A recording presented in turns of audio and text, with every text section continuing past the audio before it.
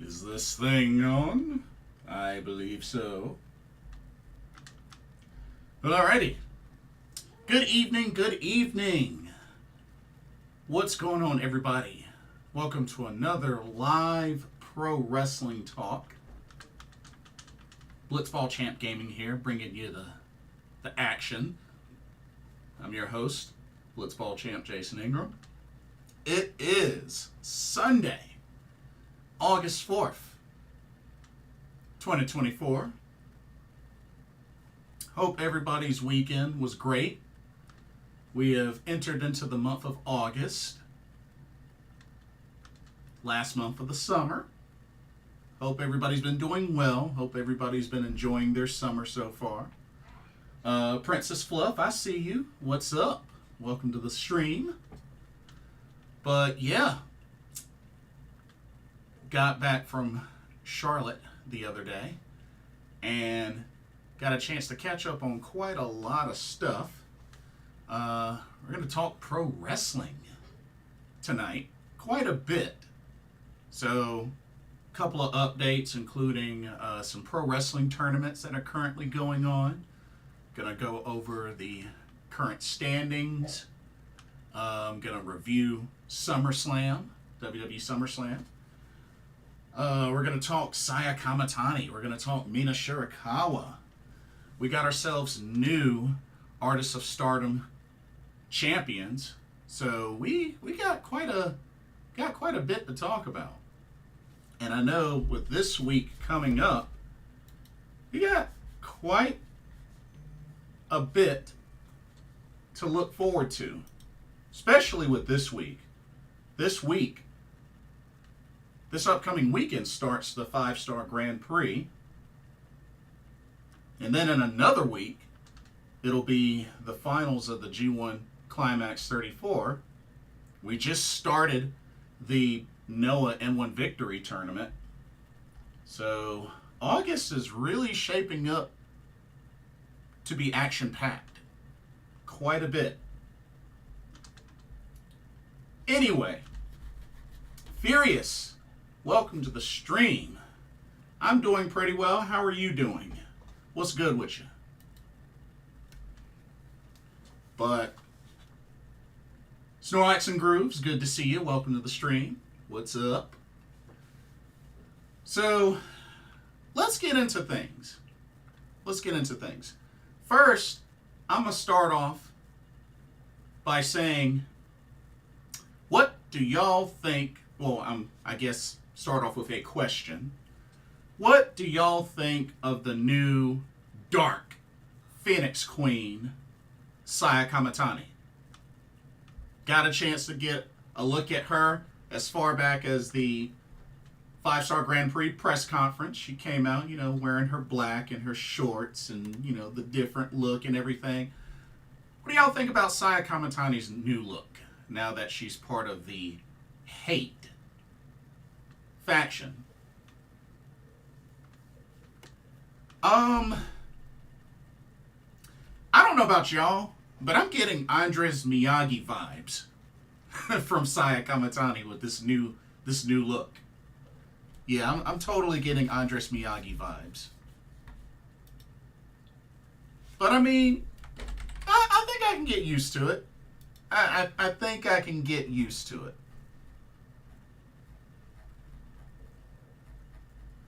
It might be a bit, but I think I could get used to it. I mean, I wouldn't definitely pick it over the Saya Kamatani that we know of.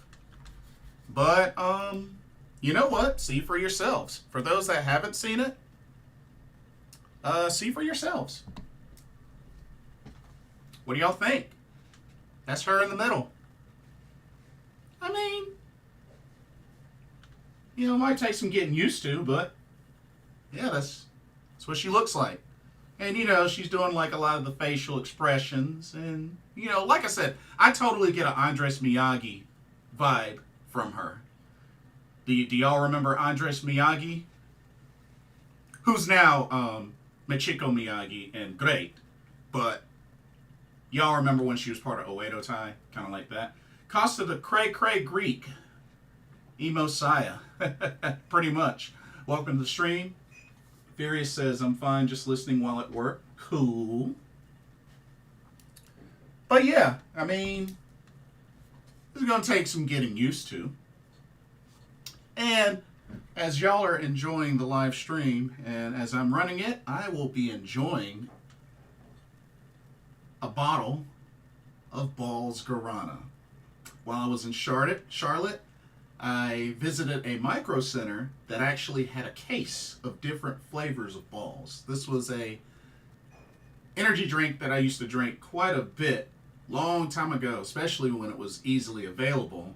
And when I used to do a lot of tournaments, usually prize packs would be a case of balls. So saw it while I was in Charlotte, knew I had to have it, bought 2 cases, and I'm going to enjoy a bottle during the stream. So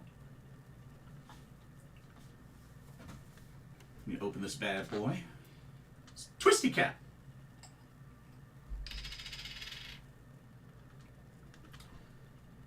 Cheers.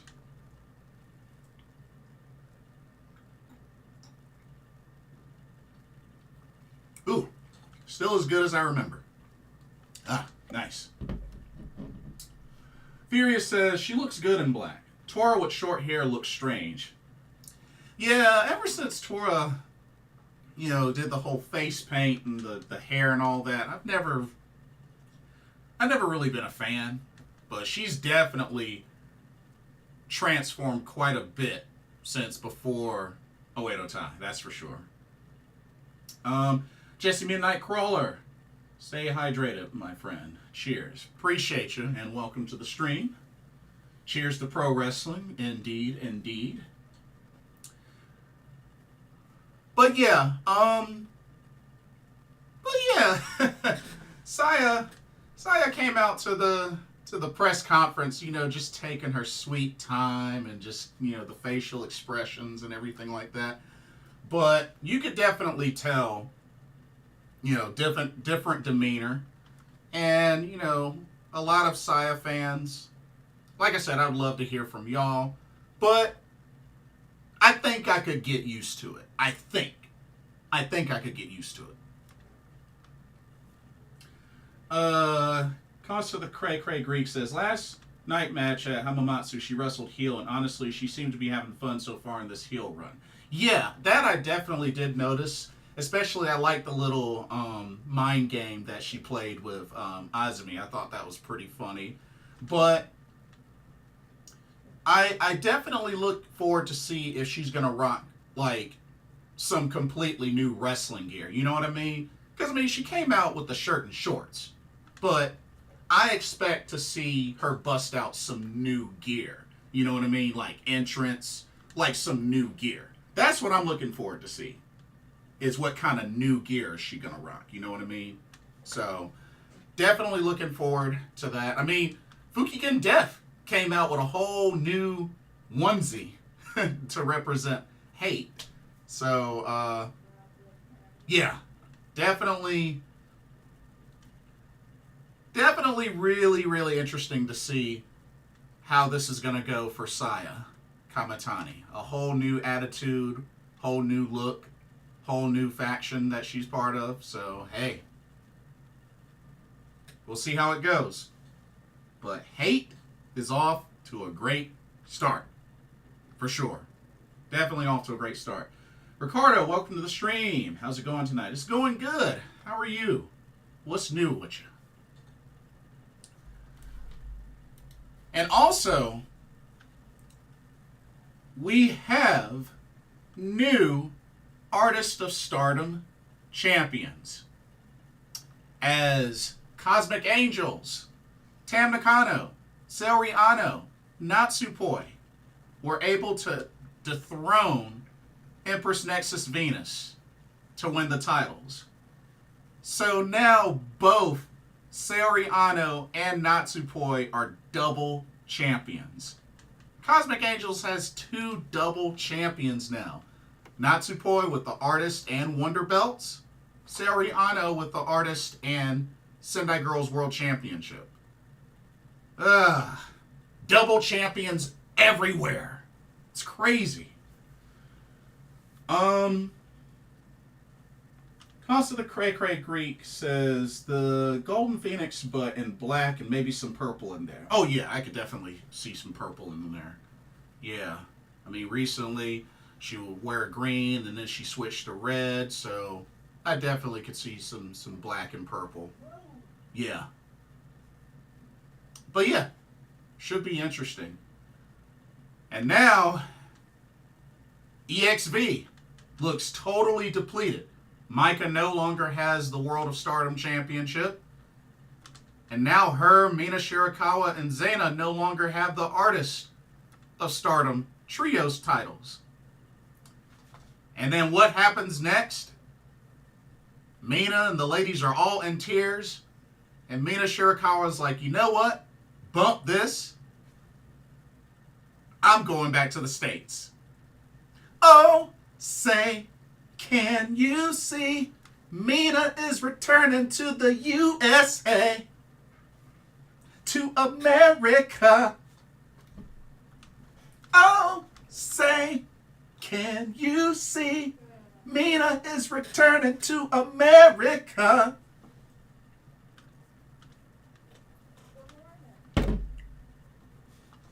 Y'all better know what that's reference to. Otherwise, I'm going to punish each and every last one of y'all. Anyway, this might be one of Mina's last matches. It's looking that way. I mean, after all, she's not even in the 5-star Grand Prix. So it only makes sense for her to head back to the States. And this is why I still believe that she will become All Elite. I do believe she'll become All Elite. Furious says, I remember seeing Freakin Death before the whole Death Clown gimmick. That was many, many years ago. I wonder what made her change. I mean, are you talking about when she was Def Yamasan? Or even before that? Costa the Cray Cray Greek believes that Mina will be at Wembley. Hey, I could see it. I could see it. It would make sense. It would definitely make sense. Mina needs to come to Texas. Shoot, I would love for her to show up as early as next week, because next week, or not next week, this upcoming week, AEW Dynamite and Rampage will be in Winston-Salem, North Carolina, which I will be at that show, so looking forward to that. But, we know Hanako made her way to the U.S., so she's starting to get her feet wet. But Mina looks to be next, so hopefully both these ladies get some good bookings during their time in the U.S. I really do. I hope they get plenty of bookings and they get their feet wet. But yeah, not too surprised that Mina Shirakawa's returning to the U.S. It'll be interesting to see if she will get back into an angle with Mariah May and Toni Storm. I know there was quite a few people that mentioned she could go after the NJPW Strong Women's Championship that Mercedes Moné currently holds. I could see that. I could definitely see that. But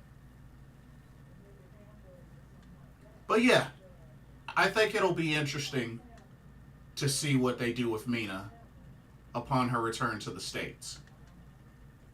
So, should be good. Lady C and Hina looking to be getting fitted in nicely with God's Eye. You know, they caught them together doing the pose, so I guess it's official.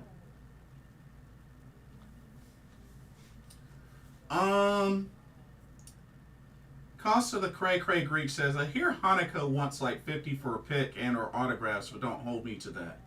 Well, if that's the case, would you pay that much? Would you pay that much? I wouldn't mind paying that much. I'm okay to pay that much. I mean, heck, I paid like over $200 to get a picture and my signed autographed, and another 8x10 autographed with the magical sugar rabbits. So, and that was definitely worth the money spent. Totally worth the money spent. But I don't think that's too bad.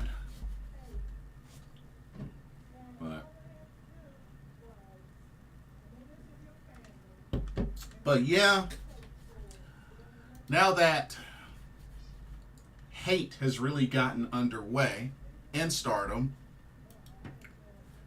it'll be interesting to see how things go.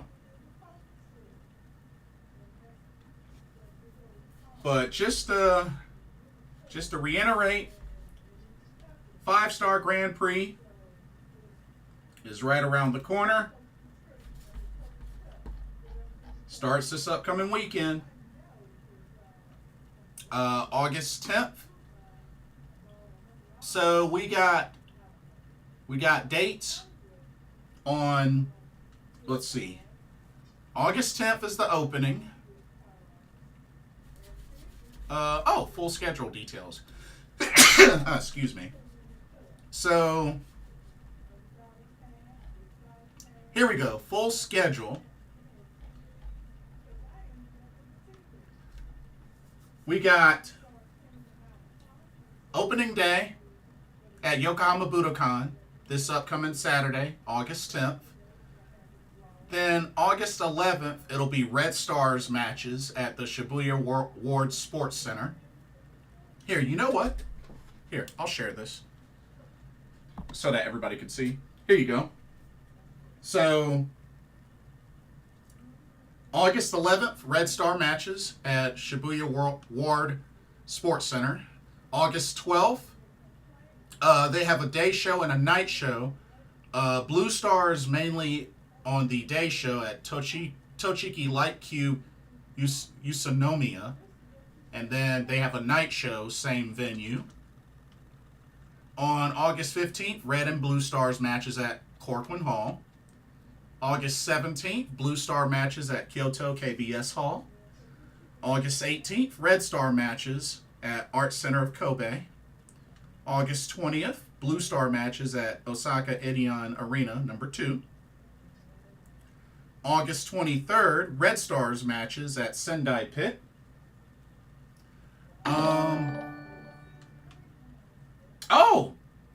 Shidosha, thanks for the raid. Much appreciated. Let's see. Blue Stars, August 24th, Fukushima Paruse Izaka. August 25th, Red and Blue Star matches at the Yamagata Big Wing.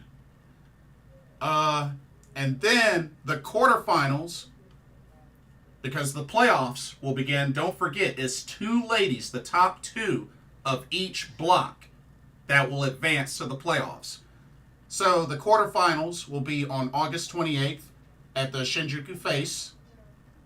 And then the end of the month, August 31st, will be the finals at the Musashino Forest Sport Plaza main arena.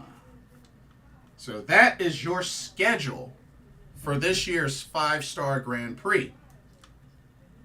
So got quite a lot to look forward to. And don't forget, the winner will get the trophy and such, and will get a shot at the World of Stardom Championship at Stardom Dream Queendom, December 29th. So, definitely a lot to look forward to. Furious says, I love throwing money at my favorite Joshis. Cost of the Cray Cray Greek. Speaking of which, how much did you pay for pics and or autographs in Philly from Stardom talent? Like per each or like total? Just want to get clarification. Do you mean for each or total?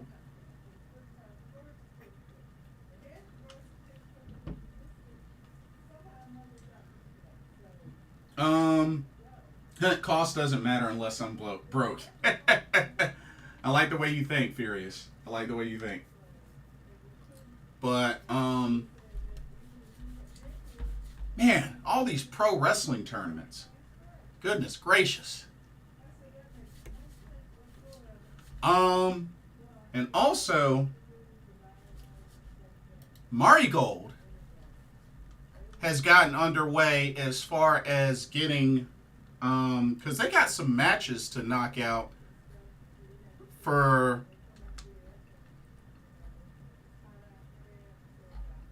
yeah, 3 matches to see who qualifies to compete in the Marigold Dream Star Grand Prix.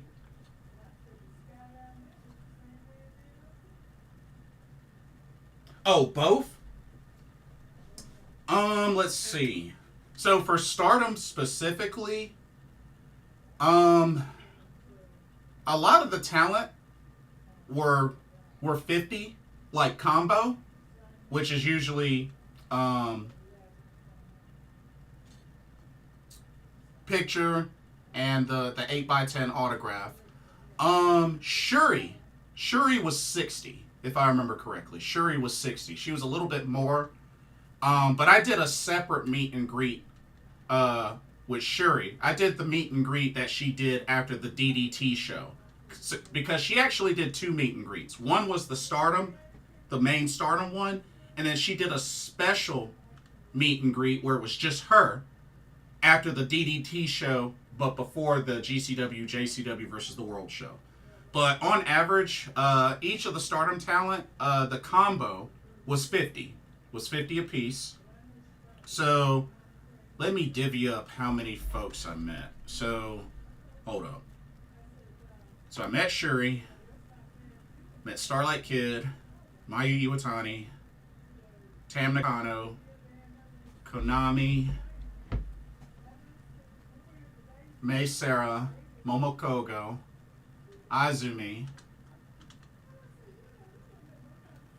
Saya Kamatani, Micah. Jeez. Shoot. Let me bust out the calculator.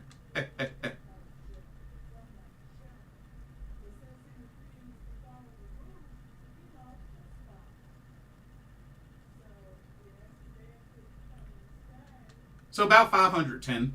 About 510 total on Stardom talent.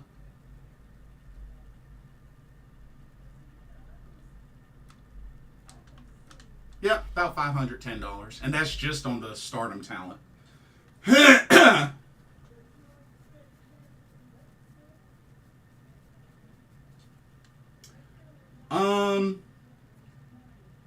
Let's see. Jason, 5-star Grand Prix 2025. That should be your trip to Japan. What? I don't have enough PTO to do that. There ain't no way I have enough PTO to do that. That would be nice. That would be a great trip. That would be really great, but nah, I don't have the PTO for that.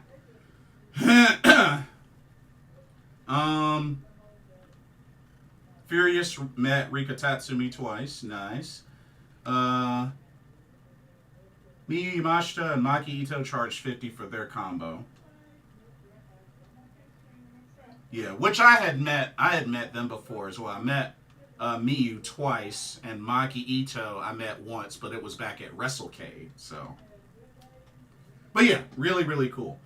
But yeah, that was money well spent. Money well spent.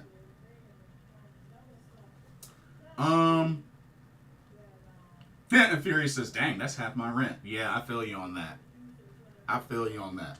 So, oh yeah. I knew what I wanted to talk about. So, Marigold. Quick note about Marigold.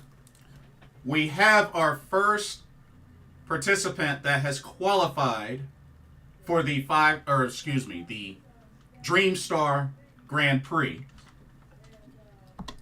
as Gochika. Gochika was able to defeat Nao Ishikawa to qualify for the Marigold Dream Star Grand Prix. So she takes one of those spots.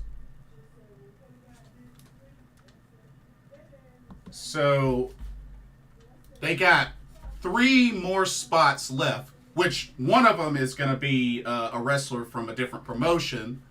And then they still got to fill the other 2 spots, which it will come down to Kizuna Tanaka versus Zeta Steel. And then Victoria Yuzuki versus Myla Grace. That's what those 2 spots come down to. So, I still think Kizuna Tanaka will win. But I don't know, maybe Myla Grace could upset Victoria Yuzuki. I mean, this one could probably go either way. But those are the other 2 qualifier matches left, which I think those are night shows. Yeah, 5 p.m. night shows. So, so yeah. We'll see how it goes. But should be interesting. Now I'm going to put you on the spot. Who was the most, I want to say, outgoing as far as stardom in Philly? That's a good question. That's a really good question. Like, out of the ladies that I met? I mean, a lot of them I do follow on social media. I mean, I know Shuri and Saki Kashima posted a lot of pictures of their travels. And I mean, and all the ladies attended WrestleMania. Pretty much every last one of them attended WrestleMania. So, but I think Shuri and Saki Kashima definitely posted pictures of them kind of like exploring Philadelphia. Mina Shirakawa did a little bit, but I guess I would have to say Shuri and Saki Kashima. Thoughts on Anna Jay and the 5-star? You know what? I think it's a good needed opportunity for her. I expect Anna Jay to really learn quite a lot. And I believe this will help transform her craft as a pro wrestler. I think this will definitely be a good challenge for her to really get immersed in the Japanese style, on a Japanese platform. And you know what? I like it. I'm actually happy for her. And I know a lot of people say that she's garbage in the ring. Let's just keep it real. I know a lot of people say she's garbage in the ring, but I really believe this is just what she needed. I think this is a great opportunity for her, and I hope she'll do good. I think she'll do good, but I'm happy for her. I am happy for her. I think she will do great. But yeah, should be good. And when you think about it, Anna Jay is in a pretty challenging block. She's in a very challenging block. Because, as a matter of fact, let me go to it right quick.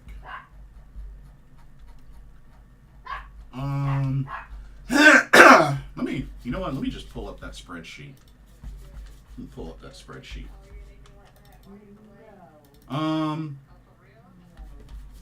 But yeah, Anna Jay is in the Blue Stars A block with Miyu Amasaki, Koguma, Zayn, Starlight Kid, Shuri, and Saori Anou.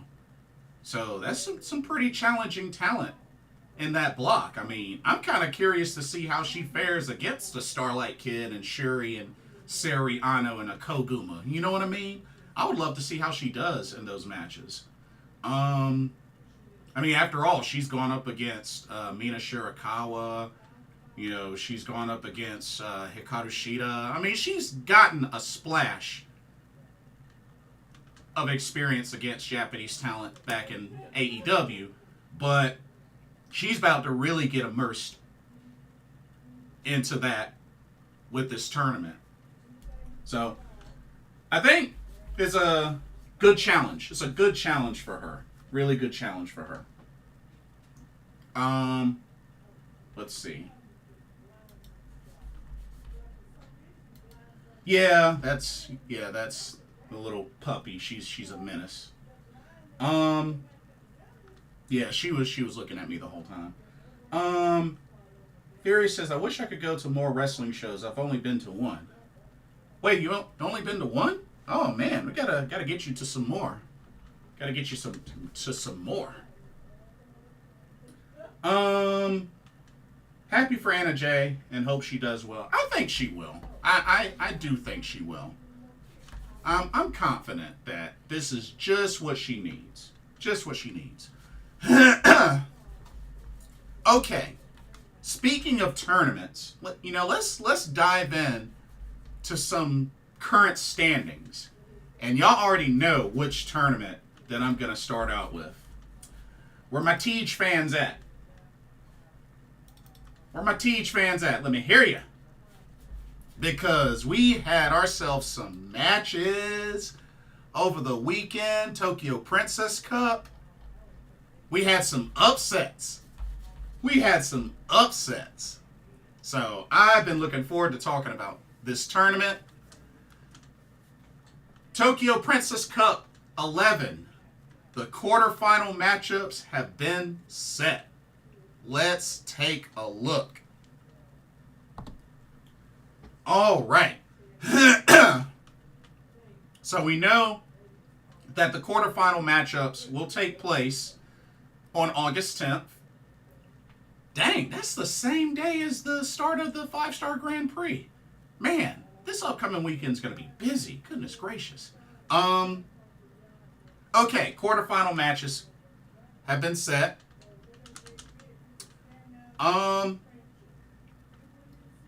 Number one, we got one half of the Princess Tag Team Champions, Suzume, one half of Daisy Monkey. She will take on the current International Princess Champion, Yuki Arai. Suzume has been able to defeat Shino Suzuki in the first round. Yuki Arai has been able to defeat Kaya Toribami and Wakana Uehara, who put up a really good fight against Yuki Arai, but just wasn't able to defeat her. But that's your first quarterfinal matchup. Next up, we got the Popping Sugar Rabbit, Mizuki, who will be taking on Zara Zakar, as Mizuki has been able to defeat Moka Miyamoto, and while Miyu Watanabe, the current Princess of Princess Champion, was able to defeat Arisendo in the first round, upset alert, Zara Zakar was able to defeat our champion in the second round to knock Miyu Watanabe out of the tournament and punch her ticket into the quarterfinals. Big, big upset, ladies and gentlemen. But yeah, Mizuki versus Zara Zakar in the quarterfinals. And like I said, I'm going to run down each and then I'm going to go into detail. Continuing on, our next quarterfinal match, we're going to have the Casual Beauty, who was last year's finalist, Yuki Kamifuku, will take on the Burning Venus, Yuki Aino, who competed in one heck of a main event, as she was able to not only dethrone Runa Okubo in the first round, but a big upset in an incredibly hard-fought main event as she defeated the big kaiju Shoko Nakajima to punch her ticket to the quarterfinals. And this is why I've said so many times, do not underestimate Yuki Aino. She is a phenomenal wrestler. I understand she might not have held a singles title, but she is not somebody you want to sleep on. Yuki Aino is a great wrestler. And she was awesome to meet as well. Kamiyu was able to defeat Pam Harajuku. to get to the quarterfinals. So we got that matchup. And then we have the quarterfinal matchup of the White Dragon Rika Tatsumi taking on Ryo Mizunami. Of course, Rika Tatsumi defeated Toga in the first round. Ryo Mizunami defeated Haru Kazushiro in the first round. So those are your quarterfinal matchups. Here, let me read the chats. Furious says, these upsets have been insane. Zara beat Miyu Watanabe. I was so shocked. Me too. Miyu must be hurting. Ricardo says, I see either Mizuki or Yuki Kamifuku to win it all, but don't sleep on Yuki Aino. I highly agree. Do not sleep on her. Zara should get a title shot with a victory over Watanabe, which I believe she will. It might not happen at a big show, but I could see her getting a title shot. But anyway, let's run down. Let's dive into these quarterfinal matchups, shall we? Let's dive in. Suzume versus Yuki Arai. Now, I know Yuki Arai is the current International Princess Champion, and she's been doing really well. But honestly, a part of me could see Suzume upsetting Yuki Arai. What do y'all think about that matchup? Yuki Arai and Suzume quarterfinal matchup. I think Suzume has a good chance to upset Yuki Arai. I really do. Now, I understand there's that whole idea of, well, you know, what Wrestle Princess, I mean, do they really want, you know, Suzume, you know, to compete for a top title while also tag champion, which I assume they're going to have all three titles defended at Wrestle Princess, so that might factor into whether she, you know, wins this or not. But I still think she has a chance, because it's not like we've never seen a wrestler do double duty before. I mean, heck, Moka Miyamoto and Juri Nagano did double duty for Juri Nagano's last show. So it's not that abnormal.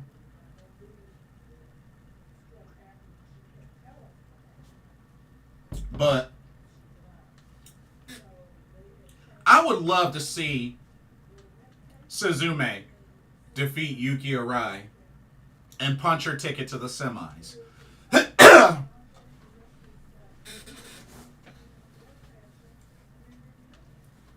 I would love to see that happen. I think that'd be cool. So I'm gonna stick by that. I'm gonna really stick by that. I'm going Suzume over Yuki Arai.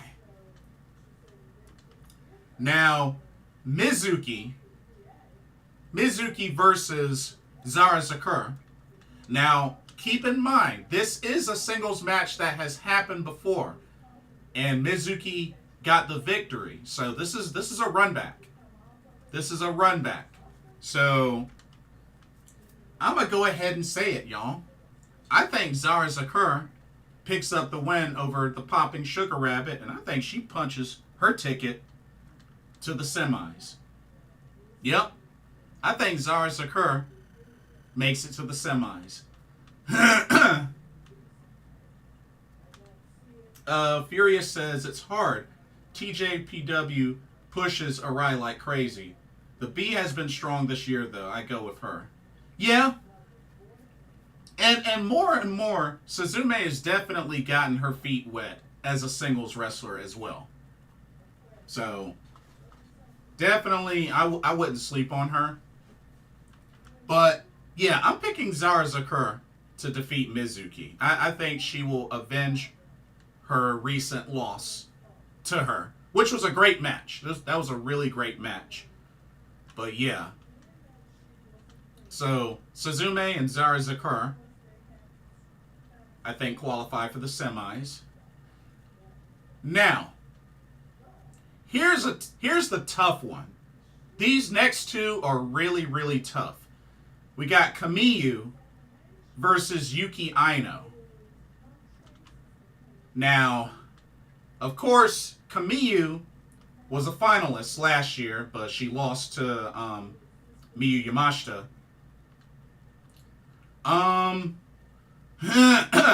I really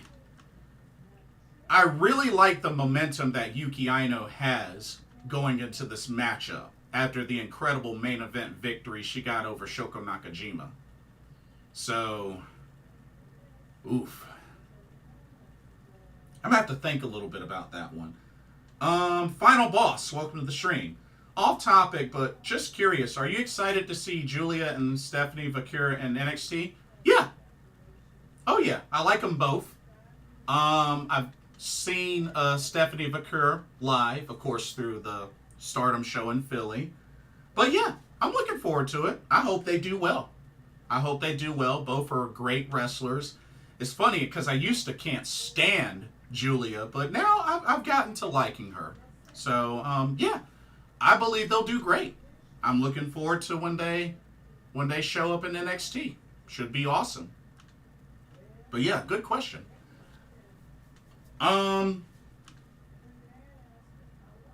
Kamiyu or Yuki Aino? Oh man, this is tough. This is really tough because I could see either one of these ladies advance to the semis. Oh man, this is tough. What do y'all think? Kamiyu or Yuki Aino? Because another part of me could kind of see Yuki Kamifuku win this tournament. I mean, she got really close last year, but remember, Miyu Yamashita is not in this tournament this time, so...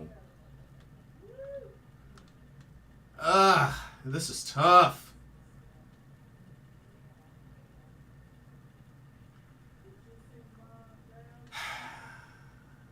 Oh, man.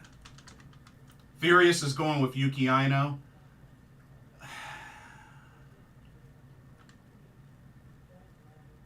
It would be quite the Cinderella story, no pun intended, if Yuki Aino won this tournament. It would be quite the Cinderella story. But you know what?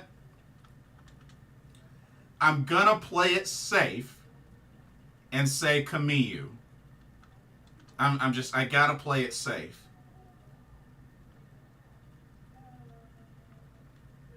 But I will be, we'll see, it's hard for me to cheer against the other because I like both ladies. I mean, I've met them both. I like them both. But I'm gonna play it safe and say Kamiyu. I'm gonna play it safe. And then we got the White Dragon Rika Tatsumi versus Ryo Mizunami. Ugh. This is another tough one. Another tough one.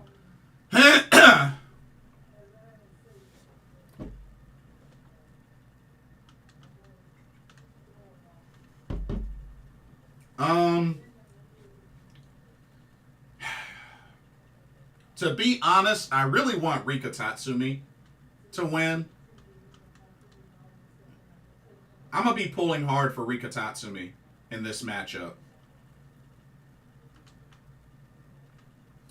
Furious says, she hasn't been in the finals in 4 years. I don't want Kamiyu to win. Fair enough, fair enough. Final Boss is going with Yuki Aino as well. Hey, I love it. I love it. I love the strong showing for Yuki Aino. And like I said, I will be very happy. If she wins, I would be ecstatic if she wins. I think it would be really big for her. I think it would be really big for her. Because like I've said, Yuki Aino, she's a phenomenal wrestler. I don't think she gets... I don't think she gets the credit she deserves. Because, I mean, she's been a tag champion. But, like, I can't say that she's always been showcased really well as a singles wrestler. But the talent has always been there. The talent has always been there. And, you know, ever since her sister, you know, left or retired or whatnot, I felt like it was been really good to see her get some extra shine. But, so yeah, I'm thinking Suzume, Zara Zakar, Kamiyu, and Rika Tatsumi in the semis. Now, don't forget, once the semis arrive, they're going to mix, I guess they're going to draw and mix up the matchups. So there's no telling what the semifinal matchups will be. Because usually they shuffle them. They usually shuffle them. So it'll be interesting to see once the semifinals are set what those matchups will look like. Furious says, Aino needs more flowers. Yeah, she does. She does. She definitely does. Now, let me ask y'all this. Do y'all believe the winner of this tournament dethrones Miyu Watanabe at Wrestle Princess 5? Or Wrestle Princess 4? No. Wrestle Princess 5, right? Hold on, let me check. Yeah, Wrestle Princess 5. Yeah, that's what I thought. But yeah, do y'all think the winner of this tournament ends up dethroning Miyu Watanabe at Wrestle Princess 5? Let me hear you.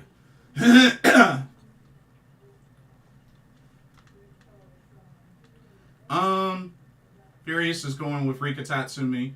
It's the year of the dragon. She's got to come out this year with some type of big win. Yeah, Rika Tatsumi. First ever Grand Slam champion in TJPW history.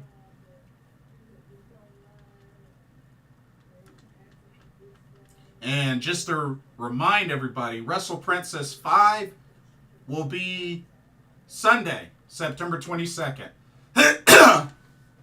Time, I know for Eastern Standard Time, I believe it'll be at 1 a.m., but I could be wrong. I think they'll update it as it gets closer. But yeah, it's very exciting. Very, very exciting. Like I said, two big upsets with Zara Zakor beating Miyu Watanabe and Yuki Aino beating Shoko Nakajima. So, pretty incredible.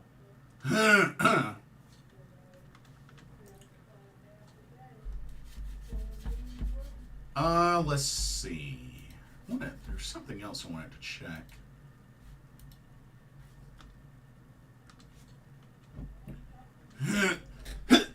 Man, starting to lose my voice.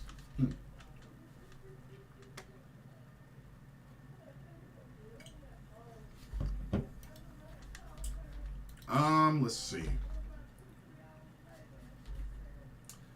So for this, for the quarterfinals show, they also got some other matches to look forward to. They got 1-2 million.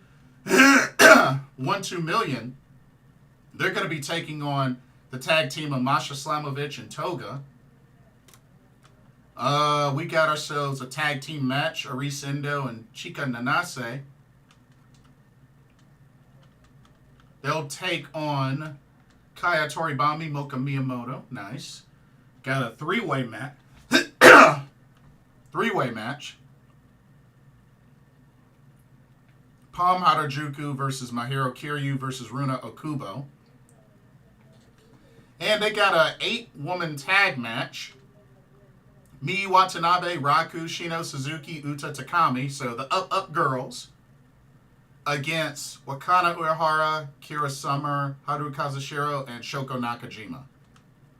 So those are the 4 extra matches that'll be on the quarterfinal show on August 10th.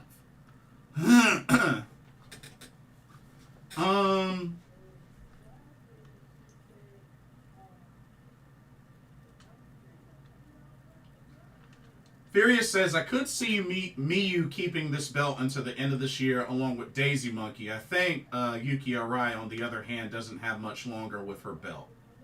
Okay. Fair enough, fair enough.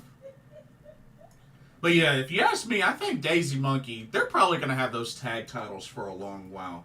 I can't really picture a tag team dethroning them anytime soon. I mean, I don't really know of a worthy tag team that'll dethrone them anytime soon. But you never know. But Daisy Monkey's on fire. That's for sure. Who knows? They might have a team that wins the tag tournament next year that they might use, but we shall see. We shall see. Okay.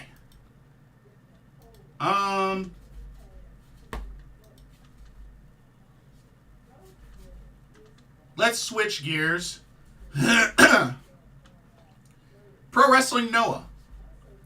They just started their big tournament, the N1 Victory Tournament. So let me pull up the spreadsheet. We'll go over that. And we even had some upsets with that show. Had some upsets with that show as well. All right. We'll get the spreadsheet ready. Here we go. Pardon me. All right. Let's jump in. Pro Wrestling Noah N1 Victory Tournament. All right. Starting with Block A. So starting off, the 4 competitors that have 0 points, losing their first match, are Kaito Kiyomiya. Let's see, Kaito Kiyomiya, Atsushi Kotoke, Ryohei Oiwa, and Jack Morris. Now, just the FYI, Atsushi Kotoke replaced Go Shiozaki, because remember, Go Shiozaki is missing this tournament due to injury. So Atsushi Kotoge was his replacement. Last minute replacement. But let's go over what happened. But yeah, Kaito Kiyomiya loses the first tournament match to Luis Mante formerly from Dragon Gate. But yeah, that was a pretty big upset. After all, Kaito Kiyomiya is the current GHC heavyweight champion. And he loses his first tournament match. Ouch. That's gotta hurt.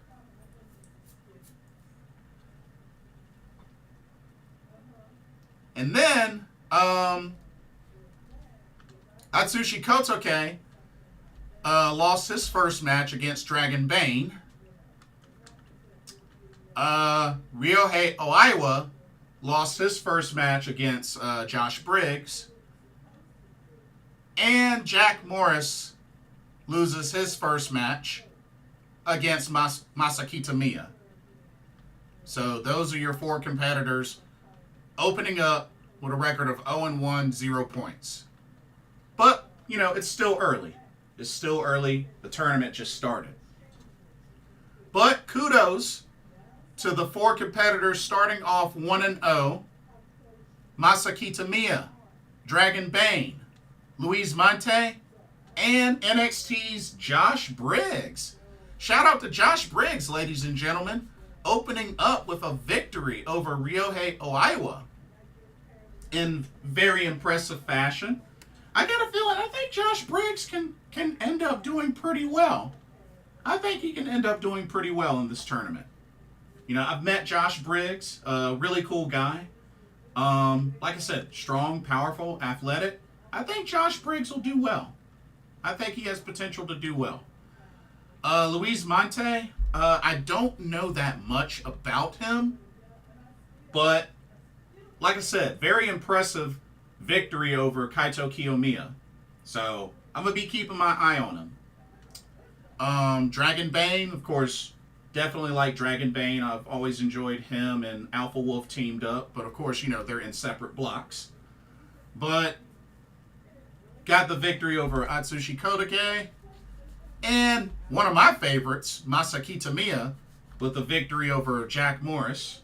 Of course, I've always been pretty big on Masaki Tamiya. So I hope he has a good tournament. I hope he has a really good tournament. So let's see. Let's see what the next matchups are going to be for the A block. Here, let's look at the dates. It looks like their next tournament matches will be August 9th. Yeah, it looks like August 9th. Let's see what we got. See, we got Kaito Kiyomiya versus Ryohei Oiwa. That should be interesting, both going into that matchup 0-1. Let's see. Ooh, Dragon Bane versus Masaki Tamiya. Or no, I'm sorry. That's Dragon Bane versus Jack Morris. That should be pretty good. That should be a pretty good matchup. Let's see, what else we got?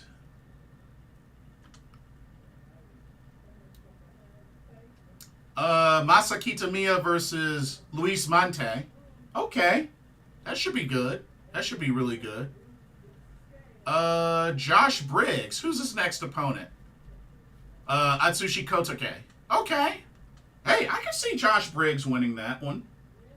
Yeah, I can see him winning that one. Opening up 2-0. How about it? How about it?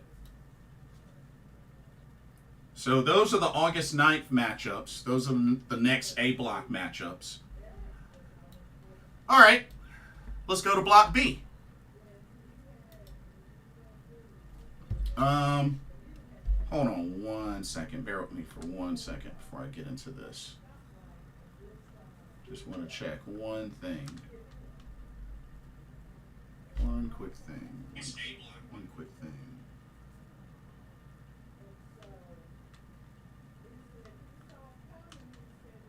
Okay, sorry about that. All right, Block B. So, the competitors that opened up with a loss, starting 0-1, we got Minobu Soya, Yoshiki Inamura, Hihel del Dr. Wagner Jr., and Tavion Heights. Quite a nice matchup between Titus Alexander and Tavion Heights. I felt like that could have gone either way. But Tavion Heights, not able to pick up the victory. But a good showing. A really good showing. Alpha Wolf with a big upset over Hihel del Dr. Wagner Jr. That's big for him. That's really, really big for him.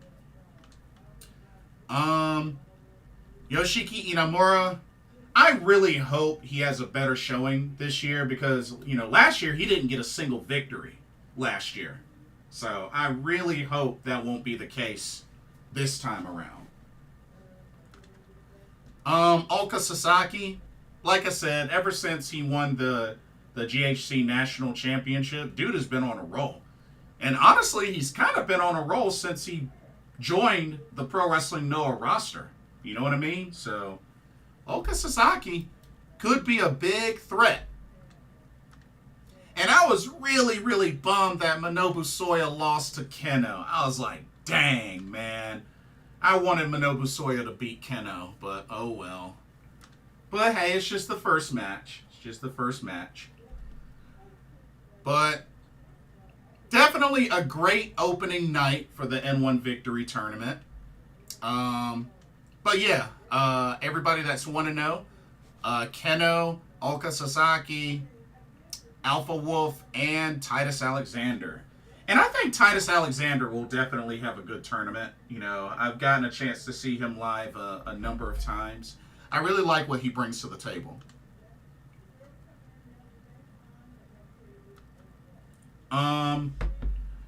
Okay, their next matchups. Okay, so they got some matchups on August the 9th as well. Let's see what they got for next matchups. Ulka Sasaki versus Hijo del Dr. Wagner Jr. That should be really good. Have to see if Dr. Wagner Jr. can bounce back.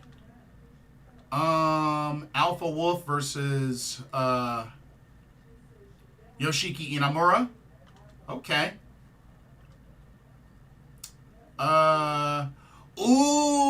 Titus Alexander versus Keno. Uh-oh. That should be really good. That'll be a really good test for Titus Alexander. Him versus Keno. That should be really good. That should be really good. So, man, these August 9th matchups look pretty intriguing for this tournament. But definitely quite a start. Quite a good start to this tournament. But yeah, August 9th, which is, I believe that is Friday. Yeah, Friday will be where they continue having more tournament matches. So yeah, not a bad start at all. Not a bad start at all to the N1 Victory 2024 tournament. Just heating up. I like it. Okay. Continuing with the tournament action, it is time to switch gears to the G1 Climax 34. And it's little by little, it's starting to come down to the wire, y'all. A lot of matches. I mean, there's still a decent number of matches left, but it's coming down to the wire. So yeah, let's go ahead and transition to the G1 Climax 34 current standings.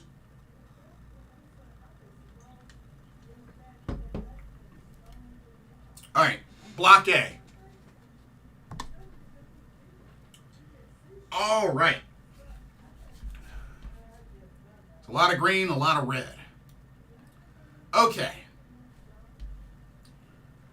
Starting from the bottom, as usual, we have 3 competitors with 4 points each on records of 2 and 4.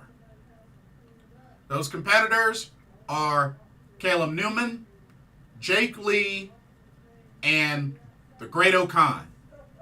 Let's take a look at Caleb Newman. 2 and 4 record. He's got victories over Shota Umino and a big upset victory over Shingo Takagi. But 4 losses to Sonata, Zack Sabre Jr., Jake Lee, and Evil. Let's see. 3 matches left. I think for the most part, everybody has 3 matches left. But Caleb Newman's going to have to really get a win streak going if he wants to stand a chance of making the top 3. He's not quite out of it yet, but he's going to need to win out. He's definitely going to need to win out to better his chances. All right, Jake Lee, 2 and 4, victories over Caleb Newman and Sonata, but losses to Tetsuya Naito, Great Okan, Zack Sabre Jr., and Evil. Has not been a great tournament for him. And we're talking about somebody that's a former Pro Wrestling Noah GHC heavyweight champion, but hasn't really had a good showing in this tournament so far. It's not over for him, but it might be soon. It might be soon. Oh, sorry about that.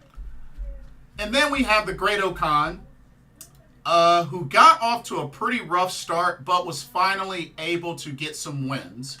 He's got 2 wins over Evil and Jake Lee. A big upset over Evil. I believe he gave Evil his first loss. But he's got 4 losses to Shota Umino, Shingo Takagi, Zack Sabre Jr., and Gabe Kidd. So he finally got some wins on the board, but he's in another tough situation. But like I said, I don't see the Great O'Khan making it through to the top 3. I mean, it's technically not over, but I mean, it might as well be. What's up, Misfit? Welcome to the stream.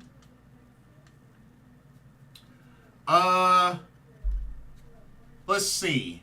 We have 1, 2, 3, 4, 5 competitors tied at 6 points each, all with a record of 3-3. And those competitors are Shota Umino, Tetsuya Naito, Shingo Takagi, Sanada, and Gabe Kidd. So 5 competitors, 6 points. Let's start with Gabe Kidd. Of course, Gabe Kidd's the current NJPW Strong Openweight Champion. He's got victories over Shota Umino, Shingo Takagi, and Great O'Khan. Of course, he was finally able to defeat Shingo in a singles match. And losses to Tetsuya Naito, Sanada, and Evil. So, you know, not too bad. Not too bad. Like I said, the victory he got over Shingo, that was first time finally beating him in a singles match. So that was huge. That was huge. All right, Sanada. Sanada has victories over Callum Newman, Gabe Kidd, and Shota Umino, but losses to Tetsuya Naito, Jake Lee, and Evil. Let's see. Shingo Takagi, victories over Tetsuya Naito, Great O'Khan, and Zack Sabre Jr., which I believe he gave Zack Sabre Jr. his first loss. Losses to Shota Umino, Gabe Kidd, and Callum Newman. But still a pretty decent showing for Shingo. All right, Tetsuya Naito, 3-3 as well. Victories over Sanada, Gabe Kidd, and Jake Lee. But losses to Shingo Takagi, Zack Sabre Jr., and Evil. So he lost to some heavy hitters there. And then Shota Umino, 3-3 as well. Victories over Shingo Takagi, Great O'Khan, and Zack Sabre Jr. So 2 very big victories there over Zack Sabre Jr. and Shingo. But losses to Sanada, Gabe Kidd, and Callum Newman. So, like I said, a good handful of upsets on this block of the tournament. And, you know, that's to be expected in round-robin tournaments like this. So, not surprised. Not surprised. We have one competitor right now that's sitting officially in second place with 8 points total on a record of 4-2. And that is Zack Sabre Jr. Zack Sabre Jr. 4-2. He's got victories over Tetsuya Naito, Great O'Khan, Jake Lee, and Callum Newman. And 2 losses to Shingo Takagi and Shota Umino. A lot of people are, have Zack Sabre Jr. as the favorite to win this tournament. But I feel like he's, at the number 2 spot. Not comfortably, but he's been doing well this tournament. He's been doing really well this tournament. And then, to the surprise of many, perhaps, sitting at the top of the A block with 10 points total on a 5-1 record is the House of Torture leader, Evil.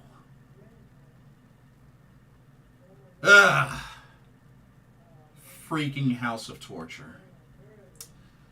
5-1, victories over Callum Newman, Jake Lee, Gabe Kidd, Sonata and Tetsuya Naito.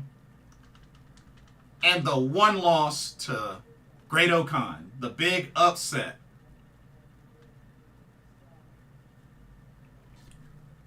But, I mean, let's keep it real. What does House of Torture do? A lot of interference, a lot of shenanigans. It just seems to be paying off in this tournament so far. But, Cost of the Cray Cray Greek says, Zack Sabre Jr. will be IWGP World Champ in 2025. He better be. He better be. Well, then again, technically, Cost of the Cray Cray Greek, if he wins the G1, wouldn't he become... Oh, yeah, you did say 2025. Wow. I just had a dumb moment. My apologies. I just had a big old dumb moment. He better. That's all I can say. Because if he doesn't, then I honestly don't see New Japan ever putting that title on him. If he doesn't end up winning it, I don't see them ever putting it on him. I'm just keeping it real.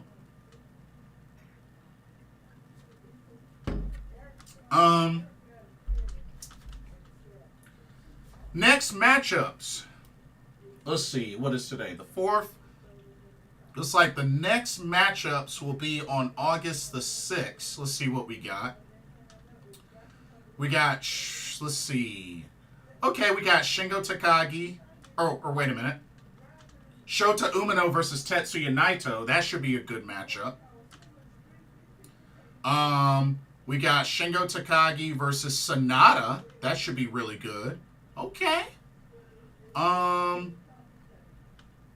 Let's see. We got Gabe Kidd versus Jake Lee. That should be a very intriguing matchup. Should be a very intriguing matchup. Hey, John Elite, welcome to the stream. Says, did Zack Sabre Jr. even get a shot at the IWGP World Heavyweight title? Oh, yeah. He's gotten title shots. Because don't forget, he's won the New Japan Cup twice. So he's gotten title shots before at that title. He's just never won. But yeah, he's had title shots. Let's see. Yeah, Gabe Kidd versus Jake Lee. That should be very intriguing. Zack Sabre Jr. versus Evil. Battle between the top two spots. That should be really good. Evil versus Zack Sabre Jr. Great-O-Khan versus stablemate Callum Newman. That should be good. Battle within the United Empire stable. So you get some good upcoming August 6th matchups for the A block. It's looking good. Looking really good. But right now, Evil is your #1 seed so far in the A block. Number 2 would be Zack Sabre Jr. All right. Switching gears to Block B. Now, Block B is a very interesting block. Okay. Starting off from the bottom, we have 2 competitors with 4 points each on a 2-4 record. Those competitors are El Phantasmo and Boltin Oleg. Let's start with Boltin Oleg. Boltin Oleg, 2 victories, 1 over Ren Narita and over El Phantasmo, but 4 losses to Hiroki Goto, Yota Tsuji, Hanare, and David Finlay. So, kind of a rough tournament, but at least it's good to see that Boltin Oleg at least got a few wins. So I'm at least happy about that. Cost of the Cray Cray Greek says, I know he faced Okada during his run when he dropped it to Omega and Dominion, the no time limit 2 out of 3 falls match. Yes. But yeah, Zack Sabre Jr., he's had title shots. He's definitely had title shots.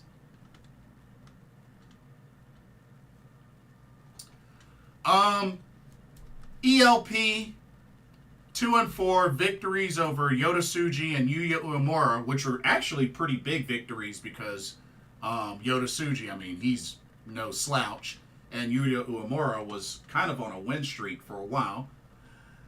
But losses to Jeff Cobb, Hanare, Ren Narita, and Boltin Oleg. So overall, been kind of a rough tournament for ELP. Okay. We have 1, 2, 3, 4, 5, 6 competitors. All with 6 points with records of 3-3. They are Hiroki Goto, Yota Tsuji, Yuya Uemura, Hanare, Ren Narita, and Konosuke Takeshita. Let's start off with Konosuke Takeshita. 3-3. Got off to a good start, but he's ate some losses. But he's got 3 victories over Yota Tsuji, Jeff Cobb, and Hanare, but losses to Hiroki Goto, Yuya Uemura, and David Finlay. But, you know, Takeshita's been doing well. He's been doing really well in a New Japan ring. Can't hate on the guy. All right. Ren Narita. See, Ren Narita, his 3 victories were over El Phantasmo, Hiroki Goto, and Jeff Cobb. But losses to Yota Tsuji, David Finlay, and Boltin Oleg. You know, not too bad from Ren Narita. Not too bad at all. Hanare. Victories over Boltin Oleg, Yuya Uemura, and El Phantasmo, but losses to Jeff Cobb, David Finlay, and Konosuke Takeshita. Okay. Heat Storm, Yuya Uemura, who was off to a big win streak, but has taken some losses. But he's got 3 big victories over Hiroki Goto, David Finlay, and Konosuke Takeshita, but losses to El Phantasmo, Jeff Cobb, and Hanare. But still, overall, a great showing from Yuya Uemura. Definitely a great showing. All right, Yota Tsuji. Yota Tsuji, victories over Boltin Oleg, Ren Narita, David Finlay, but losses to Konosuke Takeshita, Hiroki Goto, and El Phantasmo. And then finally, my man, Hiroki Goto, who got off to a slow start, but has picked it up a notch. He's got victories over Boltin Oleg, Konosuke Takeshita, which was a phenomenal match, and Yota Tsuji, but losses to Yuya Uemura, Jeff Cobb, and Ren Narita. So, very, very close battle with these 6 competitors. And then finally, sitting at the top 2 spots, tied with 8 points each, both on 4-2 records, are Jeff Cobb and David Finlay. So let's look at David Finlay. 4-2, he's got victories over Hanare, Ren Narita, Konosuke Takeshita, and Boltin Oleg. And his 2 losses were to Yota Tsuji and Yuya Uemura. And then Jeff Cobb, his 4 victories were over El Phantasmo, Hiroki Goto, Yuya Uemura, and Hanare. Both his losses were to Ren Narita and Konosuke Takeshita. So, that's how it's looking in the B block. David Finlay, Jeff Cobb, tied at the top with 8 points. But the scores are very, very close. Very close. So, let's look at the next upcoming matchups for the B block. It looks like they will take place on August 7th. Let's see what we got. Let's see. Yota Tsuji versus Hanare. Ooh, that should be good. That should be really good. Hiroki Goto versus David Finlay. That should be good. Yuya Uemura versus Ren Narita. A matchup we're very familiar with.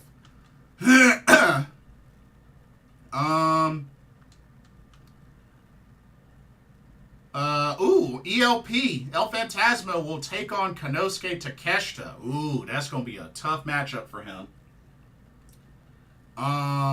Bolton Oleg versus Jeff Cobb. That's going to be a tough matchup for him. Uh-oh.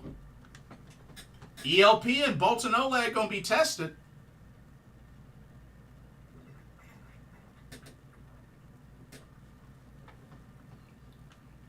Yeah, they're definitely going to be tested come August 7th. But yeah. Things have definitely been heating up quite a bit in this tournament. And it's coming down to the wire. As a matter of fact, let's see. August 18th is the G1 Climax 34 Finals at Ryogoku Sumo Hall. So just to give everybody the heads up. And I feel like that'll get here quicker than you think. But yeah, the next match is, let's see, August 6th and 7th. That is Tuesday and Wednesday. So in a couple of days. But yeah, I tell you, pro wrestling tournament season is crazy. And then as things are wrapping up, I mean, when think about it, when the 5-star Grand Prix ends, that's when the Dream Star Grand Prix begins. Isn't that funny? But yeah, 5-star Grand Prix from Stardom. The finals is August 31st. And August 31st is also the opening of Marigold's Dream Star Grand Prix tournament. So, funny how that ended up working out. But yeah. Whew. Pro wrestling tournament season is insane right now. Because, I mean, we got one tournament, or let's see, 1, 2, 3, 4 that'll be going in the midst of the month of August. Oh, excuse me, 5. 5, because N1 Victory started. 5. That's 5 tournaments going on. Whew, it's crazy.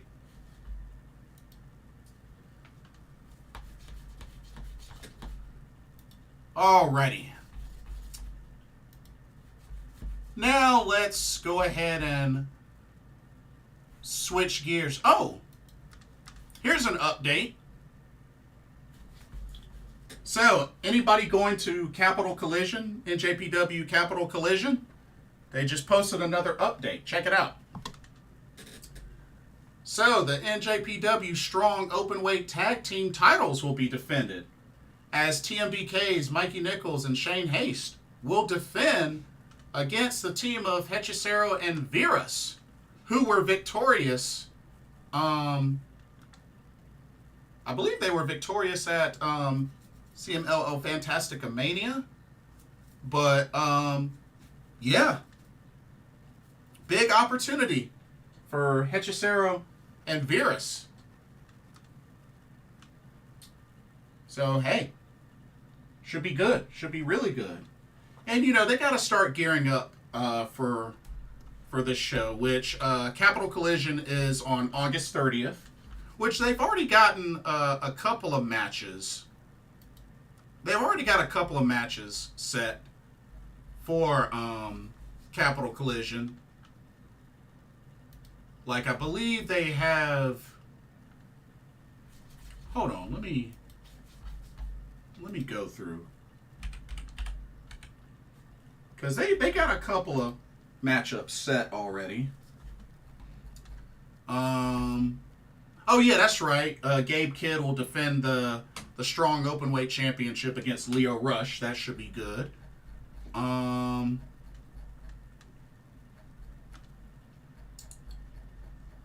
So both those titles on the line. We're gonna get Teton versus Zack Sabre Jr. So that'll be good. And they did confirm that Mercedes Moné will be competing. So I'm sure she'll put the strong women's championship on the line. And who knows, maybe that's where Mina Shirakawa gets her title shot. Maybe. Oh yeah, that's right. West Coast Wrecking Crew versus Fred Rosser, Filthy Tom Lawler. Oh yeah, Hanako. That's right. Hanako will be competing at Capital Collision. She'll take on Trish Adora. That should be a good match. Should be a really good match. So yeah, they got quite a card put together so far for Capital Collision. Looks exciting. Looks really exciting. Looking forward to doing the preview of that once they finalize the card. But yeah. Very nice, very nice. Oh, let me share that. And I also heard that Hanako beat Jada Stone in the NJPW Showcase match. So, looks like Hanako is off to a good start in her U.S. excursion.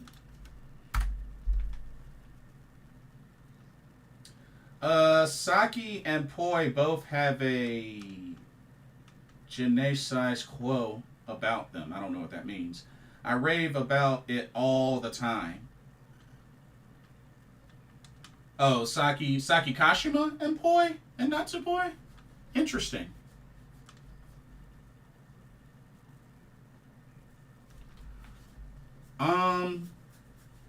Let's see.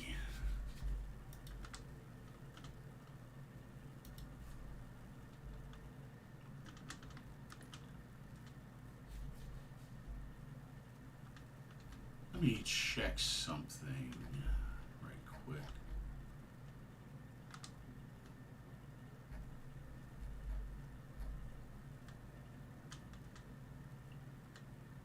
Oh, they just posted, so it's official. August 19th, Corcoran Hall, Julia versus Mai Sakurai.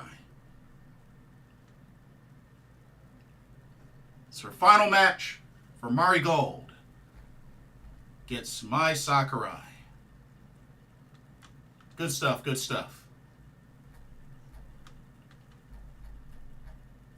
But yeah, not surprised there. I mean, she already, she was challenged by Mai Sakurai. She wanted a shot at her, so. Okay.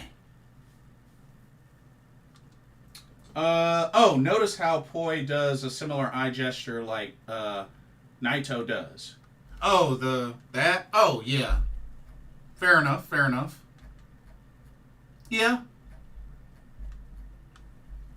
And then again, she's been doing the Poi since, like, her time in TJPW. Or, did she ever do that in Actress Girls? I actually don't know. I haven't kept up with Actress Girls like that. But I know she did the Poi back in TJPW as well. Did she do that in Actress Girls? Does anybody know?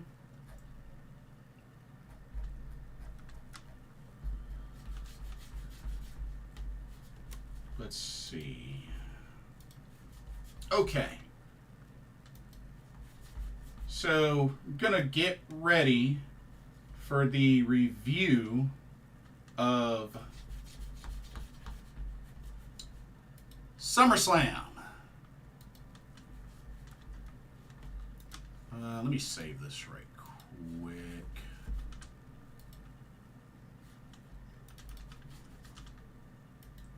All right, there we go. All right. SummerSlam.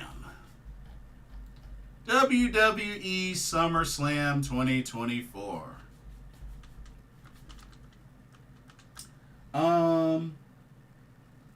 Janae size coil. It factor, which means an intangible that transcends beauty. Ah, thank you for the translation. Did not know that. You learn something new every day, ladies and gentlemen. Shout out to Costa the Cray Cray Greek for providing that. Alrighty. SummerSlam 2024 took place. Where the Cleveland Browns fans at? Because this was in y'all's neighborhood. Cleveland Browns Stadium. This was this past Saturday, August 3rd. Shout out to Sly Nature. Hope you had a blessed 40th birthday. We had 7 total matches. Let's jump right into this. First matchup. We had the Women's World Championship on the line as the champion, Liv Morgan, defended against Rhea Bloody Ripley. Of course, Dominant Mysterio accompanied her to the ring. Okay. What started off didn't really surprise me. I mean, Liv Morgan started off playing mind games by playing keep away. I feel like this match was loaded with a lot of playing keep away, a decent number of interference, and a decent couple of times of Rhea Ripley popping her shoulder back into place. So, pretty wild. Pretty wild. The match was alright, but at the same time, I wasn't surprised at the outcome. I was not surprised at the outcome one bit. So, a lot of distraction, a lot of interference. Steel chair became involved. It took an oblivion on top of a steel chair to finally put away Rhea Ripley as the referee was distracted. Liv Morgan made the 1-2-3 pin. Liv Morgan, still your women's world champion. And to rub a big, ginormous case of salt in a big old wound of Rhea Ripley, Dom, dirty Dom, puts the belt on Liv's shoulder and then plants a wet kiss on her lips. And all.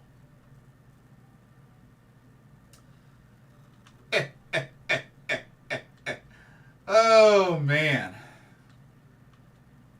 Well, it wasn't as bad as like when Vince McMahon and Trish Stratus kissed, or when Sammy Guevara and Ty Mello kissed, but yeah. But big old slap in Rhea Ripley's face as Dirty Dom turned on Rhea Ripley, and thus the beginning of the implosion of the Judgment Day has begun. Wow. I just did a double there. Honestly, not surprised. Saw it coming. Final Boss says Rhea is going to kill Dom. Oh, he's going to have a lot coming. Dom keeping his pimp hand strong. Yeah. Dom, go get her, Tiger. Oh, she got her. He definitely got her. Final Boss says, Dom is lucky he got to make up with Rhea and Liv both. Or make out. Wait. He didn't make out with Rhea though, did he? I didn't think he made out with Rhea. I thought it was just Liv. Besides, I don't think Buddy Matthews would take kindly to that, but That Liv is a freak. Yeah? Oh, that's an understatement. Rhea and Liv, that's your women's match at Hell in a Cell. Book it. Oh yeah, they're definitely gonna run that back. They're definitely gonna run that back. Yeah, they got a rivalry now. They definitely got a rivalry. But yeah, they're definitely gonna run that back again. Mister says, look, Dom is the real winner of this story. And the funny thing is, he's either married or engaged right now. I think he did end up getting married. I could be wrong, but I don't know. He might still be engaged. Rhea licked his face last week. Yeah, that's all they did. That's it.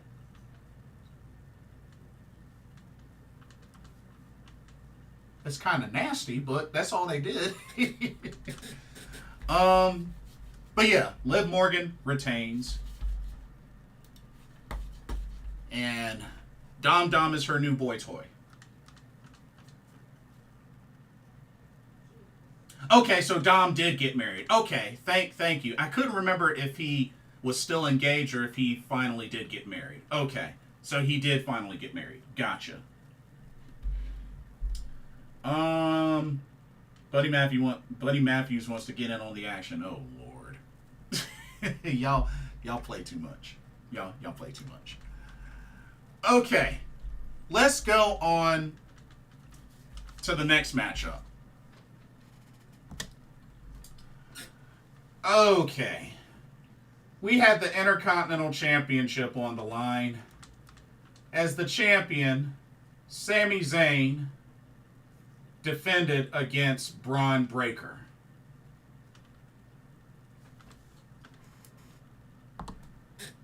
What the heck is up with how this match went down?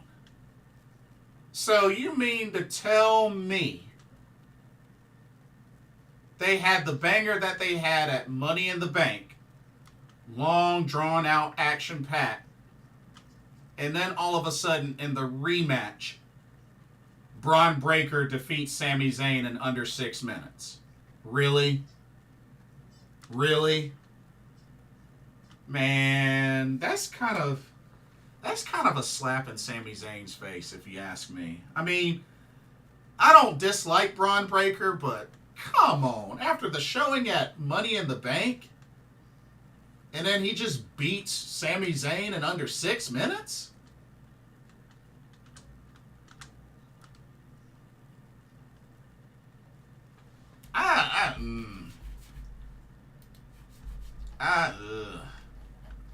I don't know how I feel about that. I feel a kind of certain way about that. Yeah.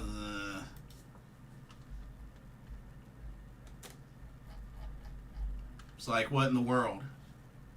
Because, I mean, their Money in the Bank match was like 13 or 14 minutes long. You know? I mean, it at least went over 10 minutes.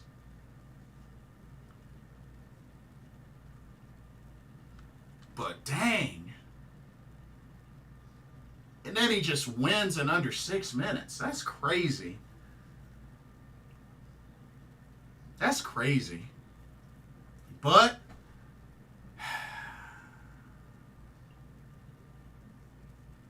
yeah, I don't know. I wasn't feeling how this match went down. I really wasn't feeling how this match went down. But Bron Breakker puts away Sami Zayn after 2 spears.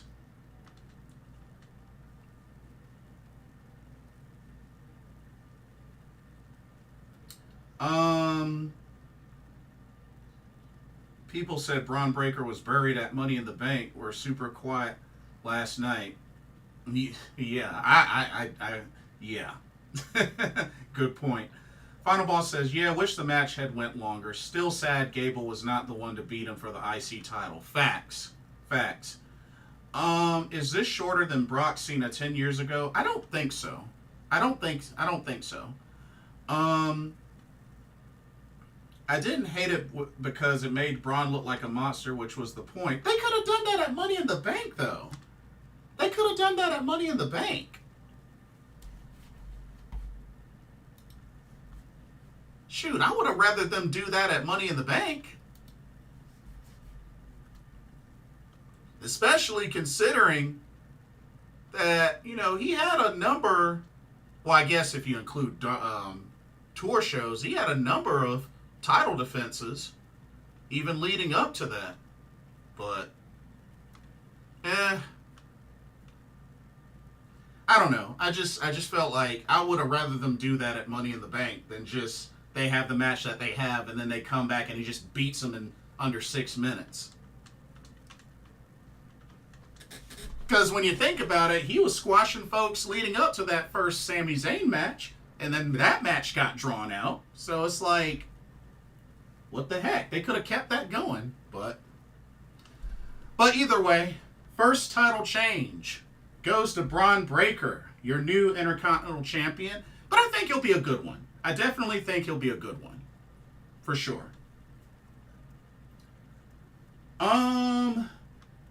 Ooh, good question, Final Boss. Do you see Sami getting involved in the Bloodline story now, siding with Roman? No. Nah.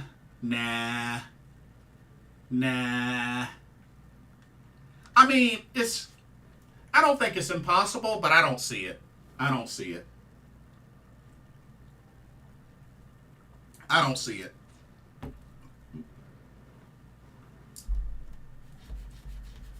But it's definitely not impossible. It could, but I just don't see it.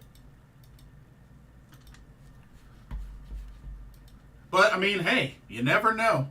With how the outcome of the main event went, you never know. Okay. What's up? Oh, let's go to our next match.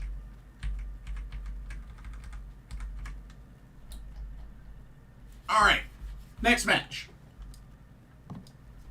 Going from the Intercontinental title to the United States Championship. As the champion, Logan Paul defended against L.A. Knight.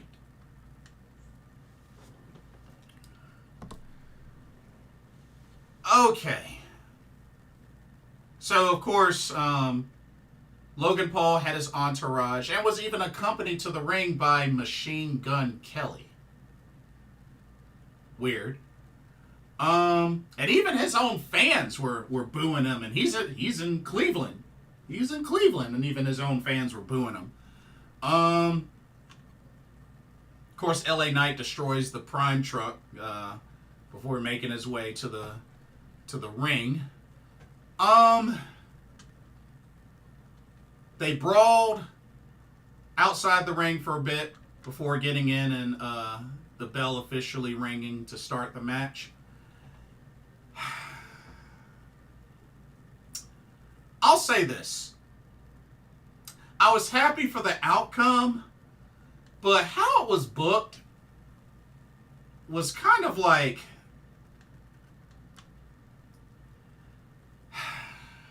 Because I feel like LA Knight, you know, in the past has usually, you know, come up short in title matches and whatnot. And I remember when he got destroyed by Bray Wyatt, you know, may he rest in peace. And then it's like, he gets hit with the knockout punch, gets hit with a knockout punch with the brass knucks, and yet still kicks out of that, eventually hits the BFT, and pins Logan Paul. It's just like, dang, where was all that before in previous matches? But, I mean, I don't know. They made him look really strong in this match, and it's just like, finally, they make him really strong in this match. Just, it took this long, so. But I think a lot of people are definitely happy that LA Knight finally has a singles championship in the WWE, and Logan Paul no longer has the United States title, which many might be shocked that he lost it in Cleveland. I'm just saying. But LA Knight eventually took out the entourage and just ended up hitting the BFT on Logan Paul, pinned him for the 1-2-3. New United States champion, LA Knight. Yeah! So, very happy for him. Very happy for him.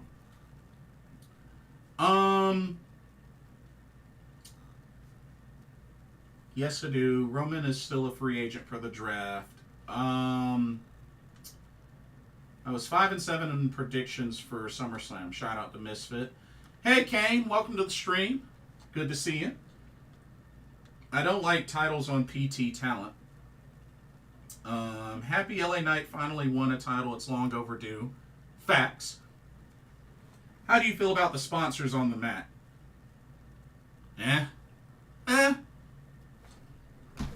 Doesn't really bother me.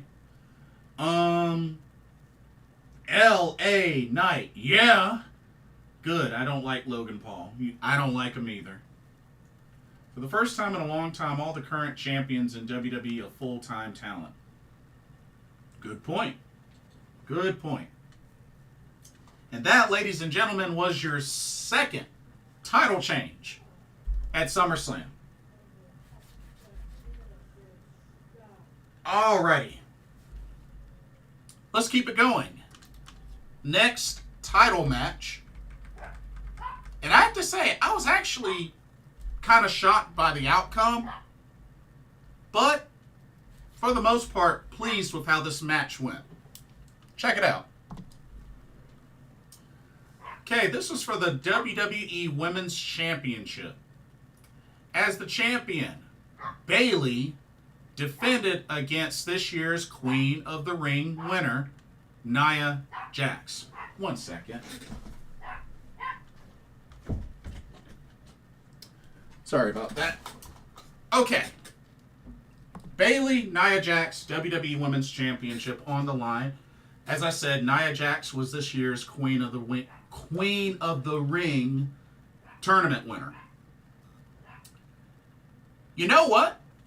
I have to say, good match from Nia Jax and Bayley. I felt like they did really good. It was definitely back and forth. Nia Jax, has been doing some things you normally don't see her do. I mean, she did a somersault senton. Thought that was pretty cool, while she was running, did a little somersault senton. I was like, okay, I see you. She's been, getting off the turnbuckle more. Of course, she does the Annihilator, which is pretty much the bonsai drop. But, I gotta say, normally, I know a lot of people give Nia Jax a lot of crap, and I get it. I was one of those. But I have to say, Nia Jax has been looking really good in her return. She's been looking really good in her return. I gotta give her credit. I gotta give her credit. She has looked a lot better since coming back into the WWE. I've been very impressed. And, her and Bayley had a great match. Really great match. The only thing that was annoying, Miss Tiffany Stratton attempted to cash in, so therefore, more interference. This show had way too much interference. Let me just go ahead and say that now. This show had way too much interference. It was ridiculous, the amount of interference that took place in this whole entire show. It was ridiculous.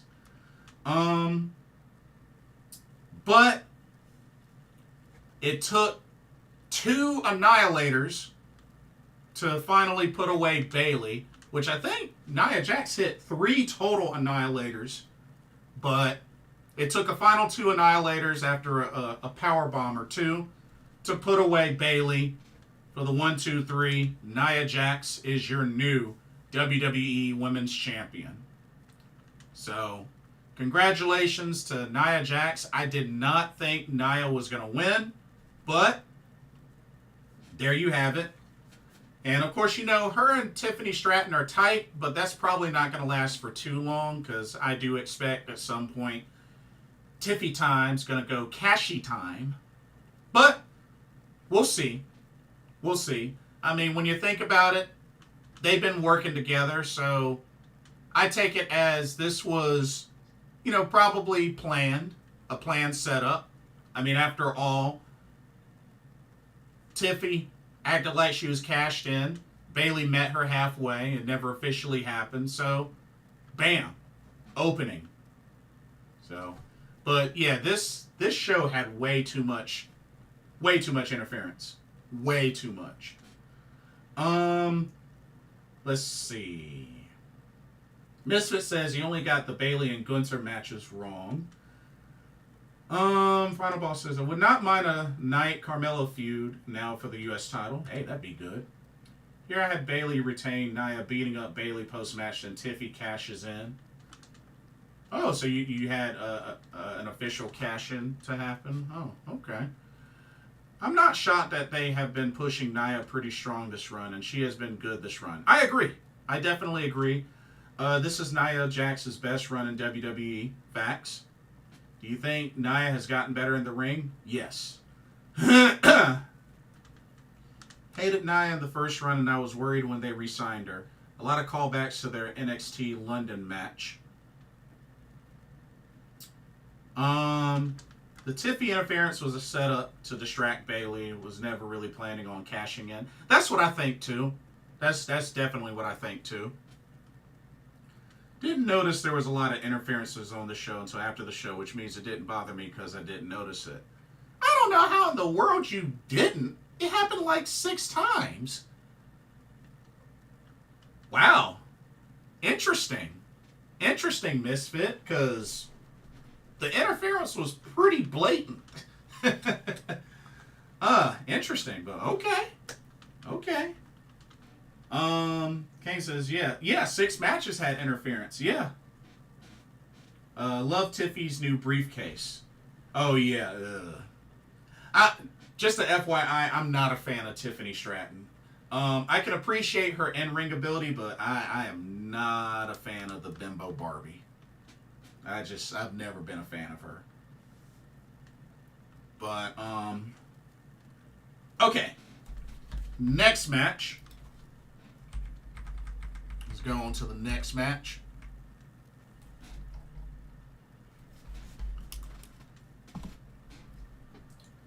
Okay.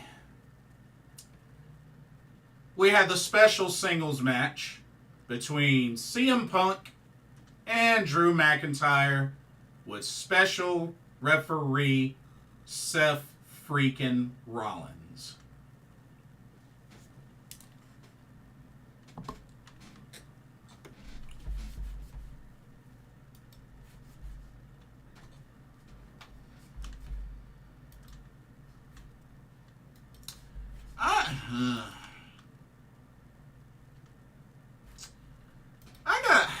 Well,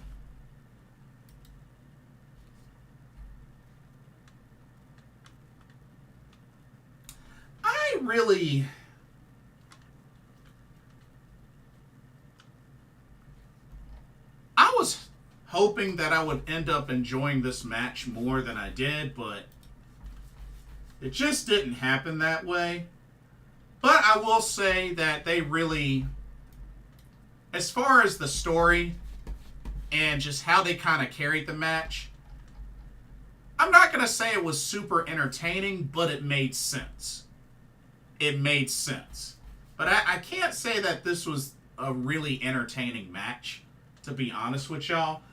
But I can understand how they went about this. I could definitely understand that. So, I mean, Seth Rollins did his thing. I mean, after all, he doesn't like either of these two. He let some things slide in this match, and, you know, he counted, you know, a little bit while they were on the outside, and then he was just like, screw it, I'm letting them do their thing. There was the use of a chair about to be involved, but Seth Rollins permitted that. Oh, prohibited that, I'm sorry. I mean, CM Punk and Drew McIntyre, they did their thing. They beat each other up. The bracelet played a pivotal role in this match. No, I'm just holding it for you. I'm just holding it. I'm just holding it. Seth Rollins ate a go to sleep. But Drew McIntyre throws out a low blow and then a Claymore to put away CM Punk. You know, Seth did make the count. But I am hoping that this kind of puts a nail in the coffin for CM Punk, in that Drew McIntyre can get back refocused on a title push. Maybe so to speak. But I don't know. It's probably not over between these two. It's probably not over. And shout out to Stephanie McMahon in attendance. And apparently there's a clip of her and CM Punk hugging after the match. So it looks like they're cool now. Misfit says, I love the story being told in this match. It was definitely a good story. It was definitely a good story. Punk screwed Punk. Pretty much. Punk Drew will be your men's Hell in a Cell match. Perhaps. But, yeah, it's probably not over. I mean, I know they've been kind of back and forth for quite a bit, but then again, you got to factor in, you know, with Seth Rollins being involved, like, they're probably going to do some sort of triple threat at some point, maybe. We'll see. I know Punk haters will say he's washed. I didn't see that at all last night. Yeah, I won't. I can't say that he's washed. I mean, he's definitely not the same as he used to be, but I won't say that he's washed. The callback to SummerSlam '97, loved it. Yeah, no, the Drew Punk feud's not over. Triple threat Hell in a Cell, making a #1 contender match, give it more stakes. Yeah, there you go. There you go. Punk's emotions got the best of him, pretty much. But, I mean, but honestly, it wasn't as entertaining as I thought it was going to be. But I can understand how they did this match. I can definitely understand that. It just was not as entertaining as I hoped for it to be.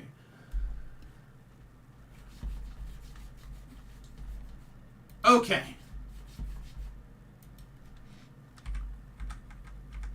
Next up,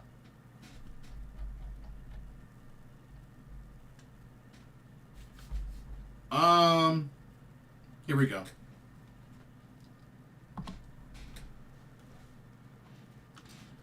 All right. The World Heavyweight Championship on the line. As the champion, Damian Priest defended against Gunther, who was this year's King of the Ring tournament winner. And of course, the intensity and physicality definitely was showed during this match.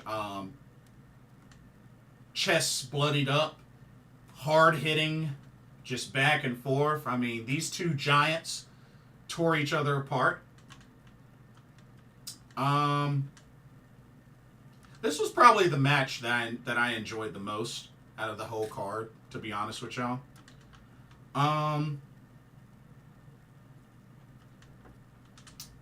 Finn Balor eventually came out and was there ringside. And while it looked like Damian Priest was going to put away Gunther, as he went for the pin, 1, 2, 3, of course, one thing, he was too close to the ropes. But then Finn Balor takes Gunther's leg and puts it on the rope to break up the pinfall. And once Damian Priest saw on the screen what happened, switch flipped. And now he wanted Finn Balor's head. But you know what? I can appreciate how they kept Damian Priest strong. Because, you know, when Gunther hooked in that sleeper, you know, he eventually reversed it. It took a while, but he eventually reversed it. So I do like how they kept Damian Priest strong in this match, even after the betrayal interference happened. Got a hold of Finn Balor temporarily, but Gunther came back, hit another powerbomb, back to the sleeper. Damian passes out. Gunther, your new World Heavyweight Champion. So, I'm fine with how they kept Damian strong, but once again, more implosion of the Judgment Day, which, like I said, it was only a matter of time. It was only a matter of time. So, I don't know if it's safe to say that Judgment Day is no more, or it's just that Rhea and Damian aren't part of Judgment Day. I mean, I would honestly like that just Judgment Day would just be no more, personally. But that's just me. But, you know, I enjoyed, for the match, for what it was, I enjoyed it. I enjoyed this match for what it was. They've never done a triple threat Hell in a Cell. Nah, yeah, you're right. The right person did win because it wouldn't have made sense for Punk to win it in the first match. I can't say that I really had a favorite between the two, but yeah, I can be on board with that. Up until 3 weeks ago, I had Gunther winning, then they made it personal, and then I was like, Priest should retain and feud with Balor. I see. Priest has really won me over during this feud. I was rooting for him to win, but knew he was losing. Yeah, I had a feeling he was going to end up losing. It would have been nice if he had won, though. It would have been big. This one says, didn't care for this match. Nothing against Priest or Gunther. Wasn't a fan of the finish. I hear you. John Lee says, so with the Finn and Dominic turns, is Judgment Day still going to be a thing, or is it now dead and buried? I don't know. I wonder the same. So yeah, I don't know. I think it probably should be dead and buried, but I don't know.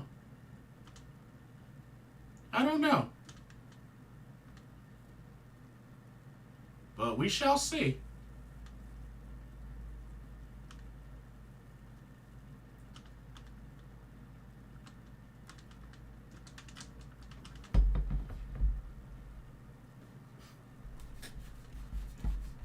But,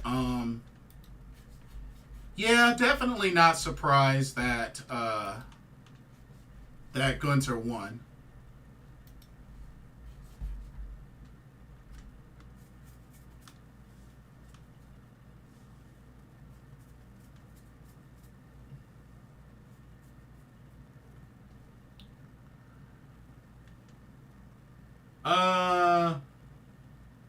I don't care for Balor versus Priest because there's nothing to fight for.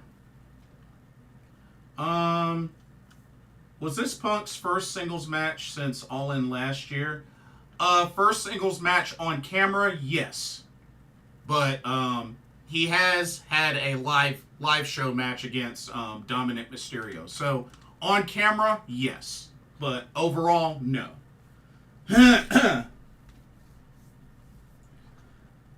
If Balor wants the world title, why not just keep it on Priest and take it off Priest? I mean, they're gonna fight anyway though because of what happened. So I mean, they're gonna have to battle anyways, whether he was still champion or not. Like, I just felt like it made more sense if he had interfered and costed Priest the title, which he pretty much did. So, I mean, you know, they're going to feud for a bit. So, I'm not, like I said, I'm not surprised at how that happened. I mean, it happens all the time when you think about it.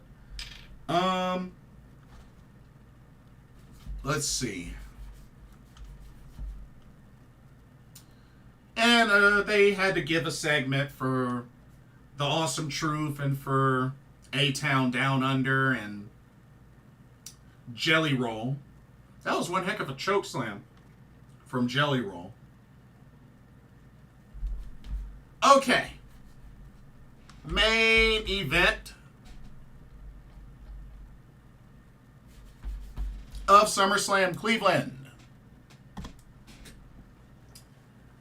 We had ourselves a Bloodline rules match for the Undisputed WWE Championship. The American Nightmare, Cody Rhodes, the champion, defending against the leader of the Bloodline, Solo Sikoa.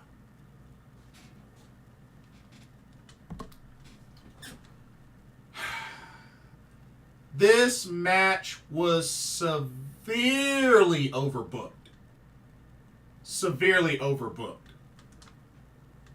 Interference galore. I mean, we had Gorillas of Destiny. We had Randy Orton and Kevin Owens. We had Jacob Fatu. And then we finally had the anticipated, expected return of Roman Reigns. But man, this match was severely overbooked. And honestly, it kind of ruined it a little bit because, I mean, we all kind of knew what was gonna happen, especially with this being a Bloodline rules match.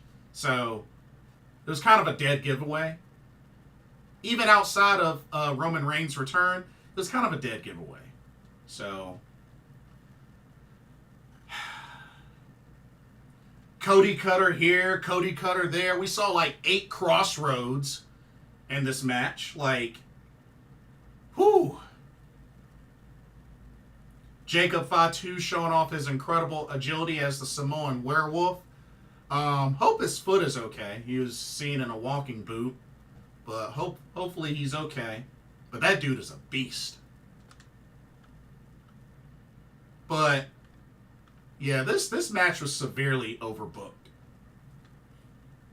But the main turning point that happened was the return of Roman Reigns. Comes out, Superman punches Solo Sikoa, follows it up with a spear.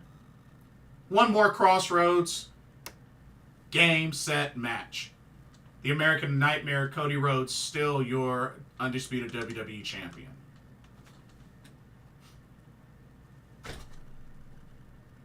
So, yeah.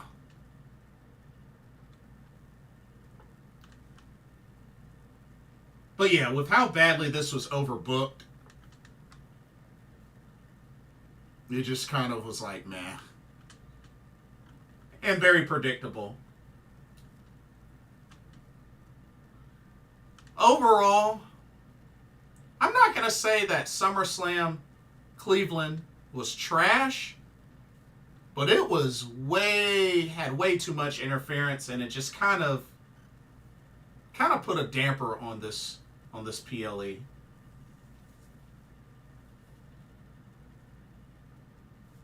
That's all I can really say. I mean, it's kind of a bummer because this is supposed to be one of the big 5 of the WWE. You know what I mean? So, yeah. That's right, I forgot about the Dom match. Up until Gorillas of Destiny came out, this match was boring. Cody is now 2-0 in Bloodline rules matches. Oh yeah, good point. Yes, the Bloodline rules being added made it worse. I never want to see Solo Sikoa in world title pay-per-view main event ever again. Ouch. Hopefully a speedy recovery for Jacob Fatu. Yeah, hope Jacob is not injured because it was really, it would really hurt this Bloodline angle. I like SummerSlam. I was entertained. That's all I could ask for. Well, I'm glad.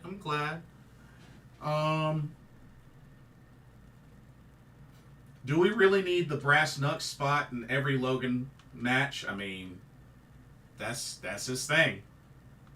That's his thing. That knockout punch. enhanced knockout punch. I mean, but hey, it didn't even work out for him because LA Knight ended up kicking out anyway. But yeah, this event was interference galore, and it just kind of put a damper on it for me. But yeah.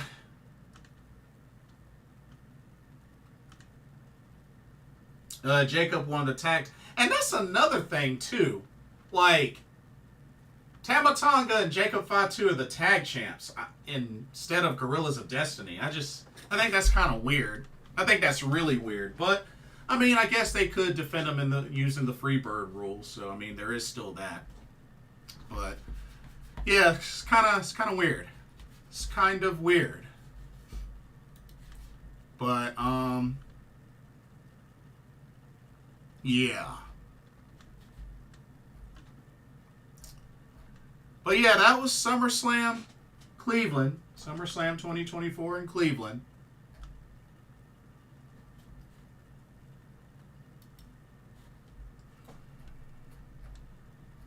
But yeah, overall, it was alright. It was alright. Is alright. Final Boss says, I'm looking forward to Jacob Roman coming face-to-face, too. Oh, yeah, that should be good. That should be good.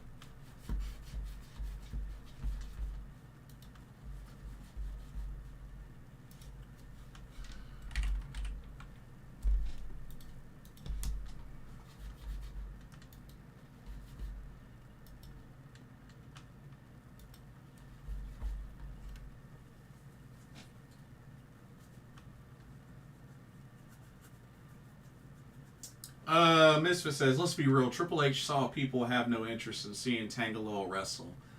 It's really unfortunate. It's really unfortunate because we got to remember, these two are, what, 7-time tag champs in New Japan? Shoot. It's kind of a bummer that they feel that way, but it is what it is. But hey, it's a different flavor. It's a different flavor. Sup, Joel Valesco? It's been a while. How you doing, bro?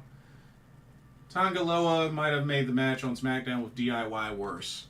I still find it kind of messed up that they ended up losing the tag titles. Because I feel like it wasn't that long ago that they just won them. But it's a bummer. It's a bummer.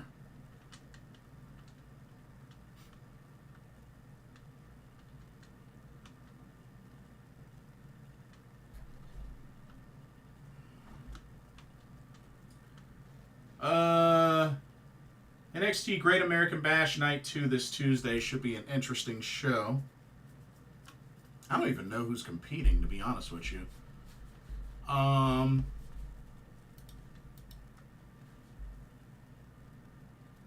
you were on vacation. Did you enjoy your vacation? Do you think Cena will win number 17 against Gunther at Mania? Honestly, yeah. I do think he's going to get one more title run and break the record. Because otherwise, why have one more full year? Why have one more year? Yeah, they're totally... I think they're totally going to put that title on him one more time. Yeah. I think they're going to put that title on him one more time and break that record. Because I figured it was either going to be him or Orton. But it looks like it's going to be Cena.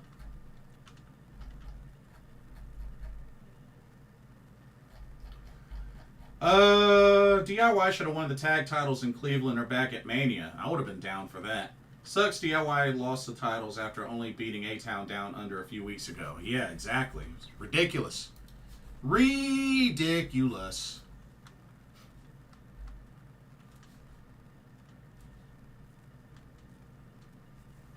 It's messed up, man. It's messed up.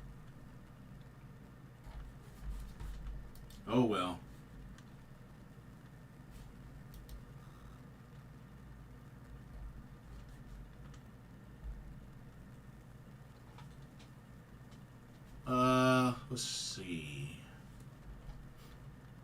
Oh yeah, and by the end of the night, we should know the two competitors that qualify for the Dream Star Grand Prix.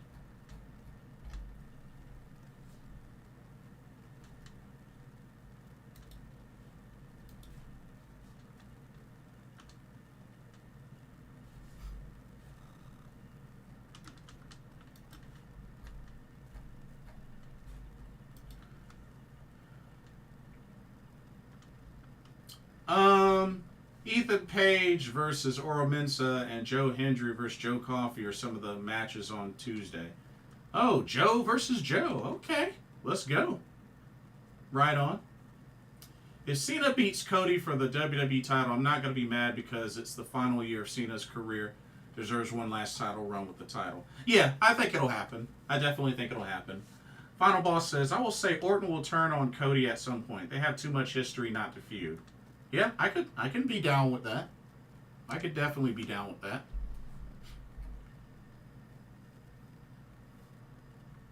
I can be down with that.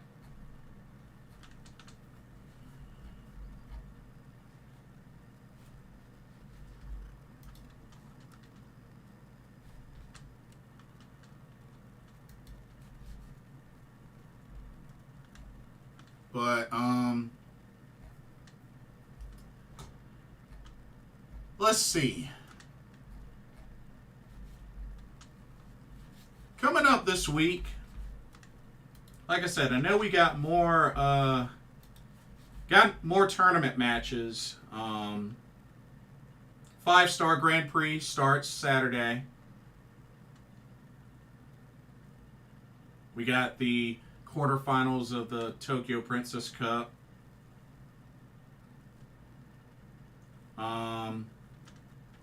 More G1 Climax matches. And like I said, I'll be at the AEW Dynamite Rampage show in Winston-Salem this Wednesday. Looking forward to that.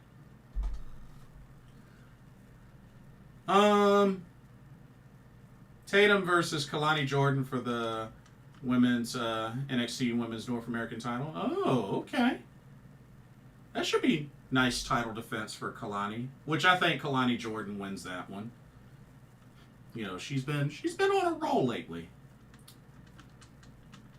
Where I think they will set up Stephanie Vakura as the next challenger. Okay. On this Tuesday? I'd be down. I hope Tatum wins. I've been wanting her to win a title for a while. Nah, she ain't ready. She ain't ready yet. She not quite ready yet. She not quite ready yet. Although I hope to see her have more singles matches going forward. But she not quite ready yet. They might have something with Julia on NXT. Here's hoping. I mean, the sooner the better. Do you think Stephanie Vakura Julia will debut by the end of the year? Of course. Oh, absolutely.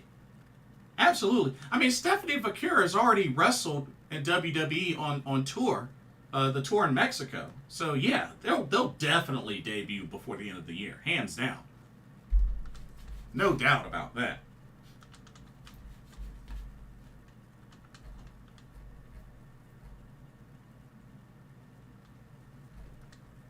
Yeah, most definitely.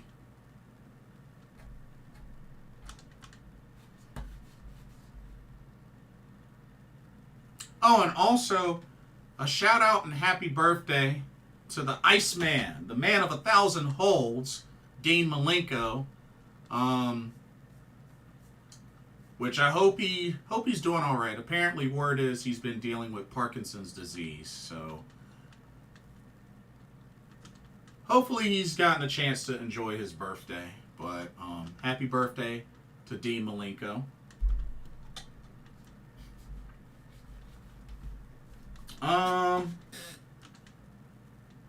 Might do like what they did with Nakamura, send a video message. Oh yeah, when he challenged, when he faced Sami Zayn. I'd be down. Which one do you think will end up beating Roxanne?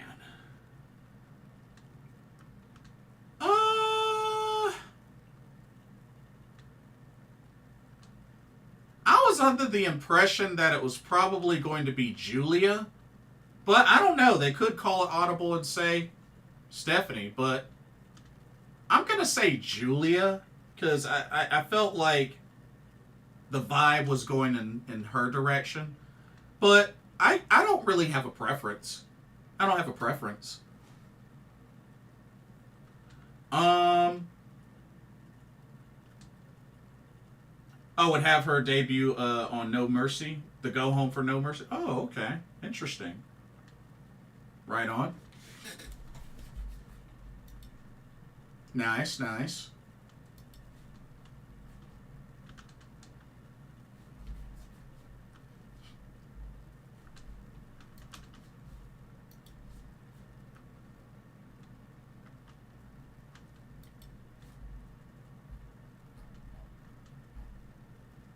Oh yeah, that's right. I forgot. Uh, on August 19th, Koki Amare has a shot at the United National Championship against Miku Ano. That should be good. And just in case for those that didn't know, apparently Koki Amare is interested in wrestling eventually for the WWE. I mean, hey, I'd be down. I'd be down. I don't know that much about Koki Amare, but hey, I'm all about wrestlers getting opportunities.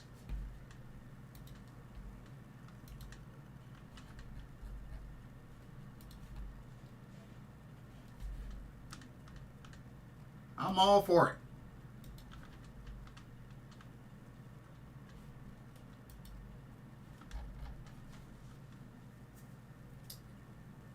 They've been doing a lot for Roxanne to build her for Julia, and that's why I think it's more so for Julia over Stephanie Vaquer. People think Becky Lynch is retiring because of her IG post. Oh, did she recently post something on Instagram?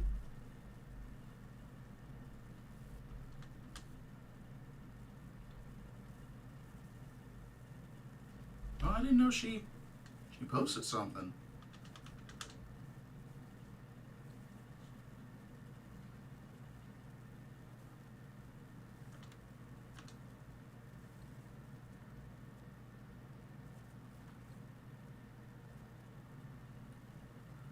Oh.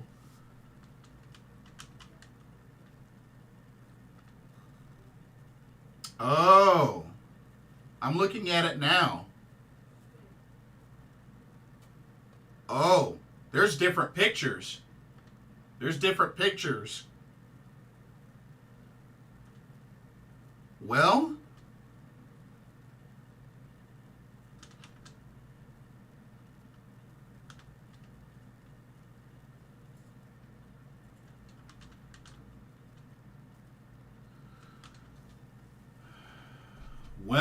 I mean,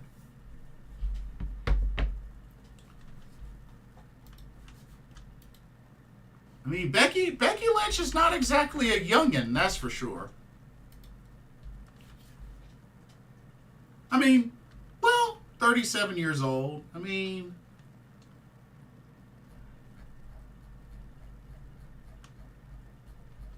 to be honest,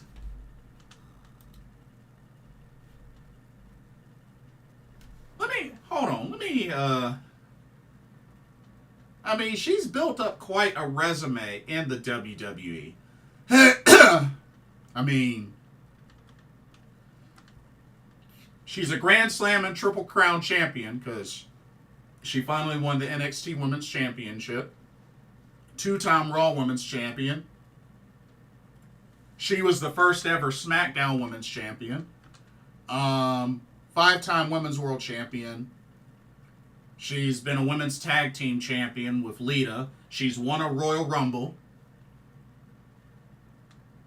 I mean,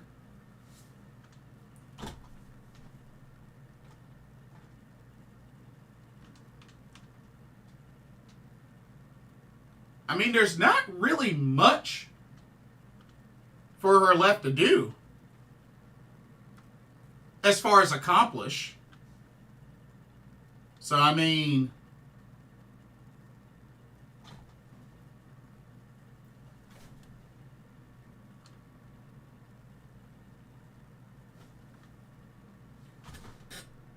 I mean, it is what it is. I mean, if she wanted to, I'm all for it. If she wanted to, but,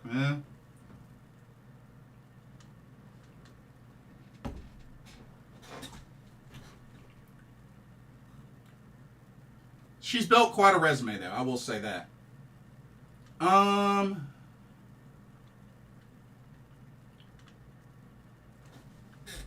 Let's see. What are y'all saying? No way that cage match is going to be Becky's last match. Becky will be back for the Royal Rumble 2025.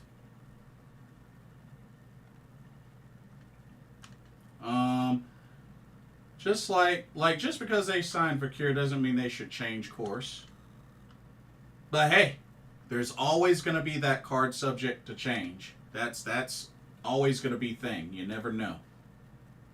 That's why it's a thing. Becky wrestles part-time schedule. Perhaps. I mean, I don't know. Maybe her and Seth, maybe they want another baby. I don't know. Could have another baby. Well, she's probably her A&E Legends bio that was on tonight. Becky Lynch cannot retire with that horrible cage match with Liv as her last match. I mean, it's really up to her. It's really up to her. She held both Raw and SmackDown Women's titles at Mania 35. Yes, she did. She also has a book, if I'm not mistaken. Yes, she does.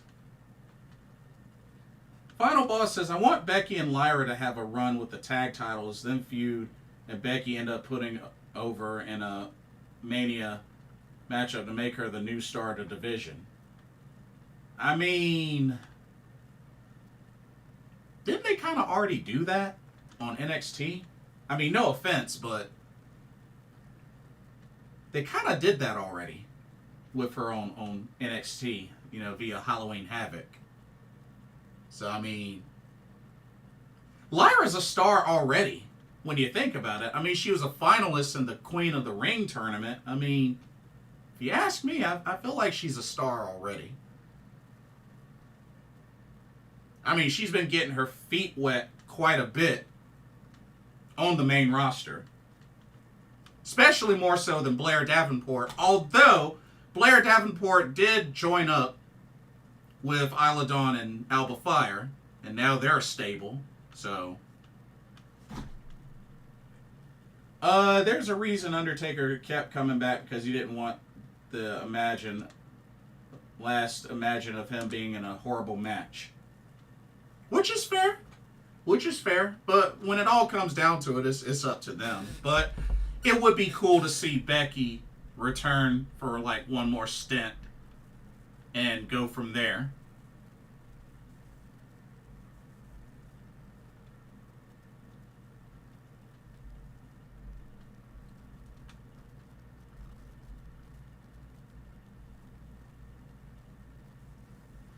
Dang, there's a lot of people talking about it now. Becky Lynch. Dang, there's a lot of people.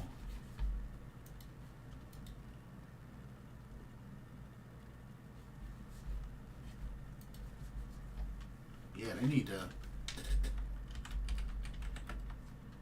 Man. Yeah, actually, a lot of people are talking about it now. I'm seeing it all over social media about Becky Lynch. Is she retiring? Say what?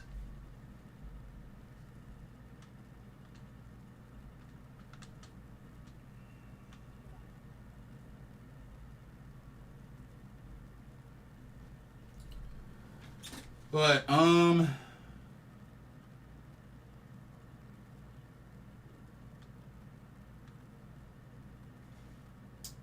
let's see. Lyra hasn't won a match since beating Io Sky.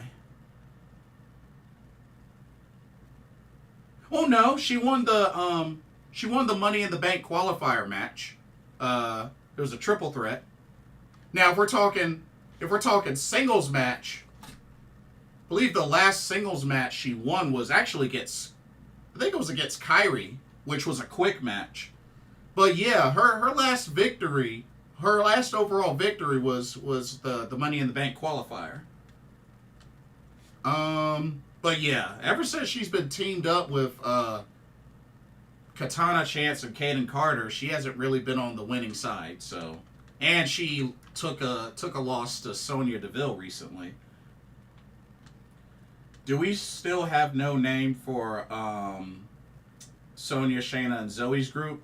I don't think so. Not yet. Not yet. They had a Becky documentary on A&E tonight as well. Yes, that is true. I'm gonna have to catch that as well. I have to catch that. Julia needs to have a match with Becky so she can't retire yet. I'd be down. I'd be down. And I think Becky's a free agent as well, so that's something to think about. Well, I hope she just takes her time and does what she has to do before she makes her decision, whatever she decides to do. But we shall see.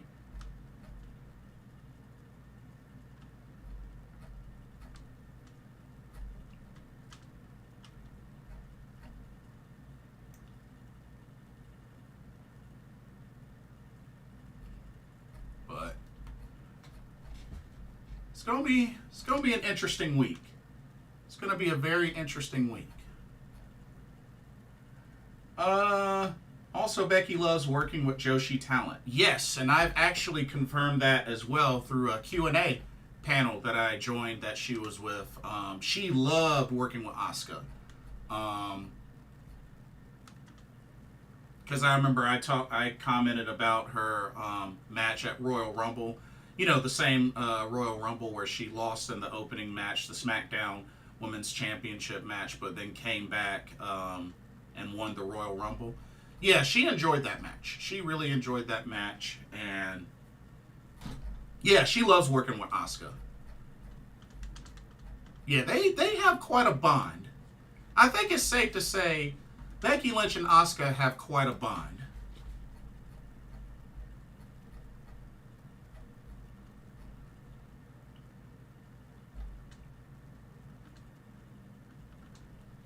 Her greatest rival, Asuka. Hey, probably. Yeah. Probably. They have not had a bad match against each other. Agreed. And, got to give a shout out to the match that they had when Becky Lynch beat Asuka and then they kind of grabbed each other to make sure each other was okay. I thought that was pretty cool. But yeah, I think they definitely have quite a bond. And even going back to when she announced her pregnancy, Asuka was legit surprised, and that was really cool to see. So yeah, it's sweet. It's really sweet.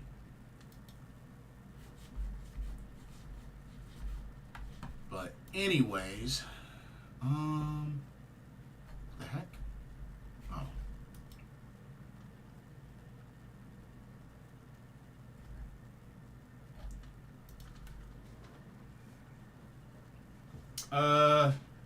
Becky had that awesome match with Io on Raw before Mania 39.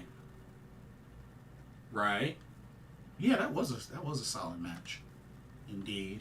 It gave Kyrie her best main roster match. I would like to see her and Kyrie. I would have loved to see her and Kyrie work more matches together.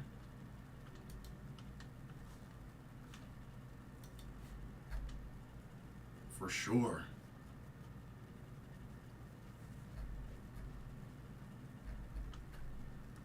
But, oh man. But, quite an interesting weekend, for sure. And we have much to look forward to.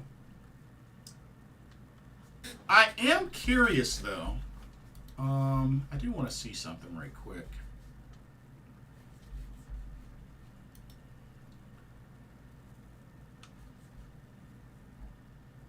So, pardon me. TNA Wrestling. They got Emergence coming up at the end of the month. And then Victory Road in September. It does make me wonder if what more of a presence we're going to see as far as the NXT TNA relationship. I still think that maybe perhaps it could get bigger come Bound for Glory, but we'll see. We shall see. And I did get tickets for the Turning Point show that'll be in at WrestleCade in Winston-Salem. Looking forward to that. I also got to see if they announced any more talent for WrestleCade, because it's been a bit.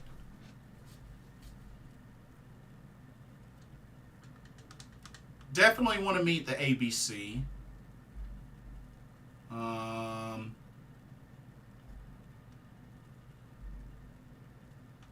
Definitely want to meet. Met Billy Starks already.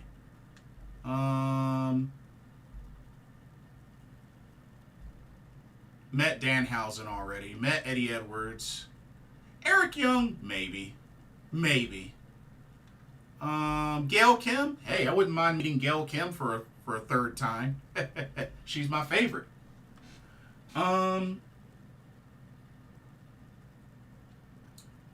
Kyrie needs a singles title run someday. I agree, but my main thing with Kyrie, I really, really want her to have her singles match with Asuka before Asuka calls it quits. The in-ring debut of the Wyatt Six is tomorrow. That's true. That is true. Say his name and he appears. Oh yeah, Joe Hendry. Fallout of Judgment Day as well tomorrow. Oh, that should be juicy. Triple H said he likes giving the younger talent in NXT the chance to get more reps working elsewhere, like TNA and Noah. I mean, as we're seeing with Josh Briggs and Tavion Heights. They're both in the N1 Victory Tournament, so that's really cool.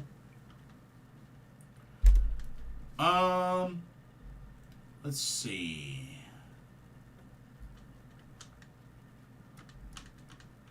Already met the Hardys. Joe Hendry? Yeah, I guess I could meet Joe Hendry. Why not? I met Jordan Grace. I met Josh Alexander. Juventud Guerrera, would definitely like to meet him. I've met Kylan King.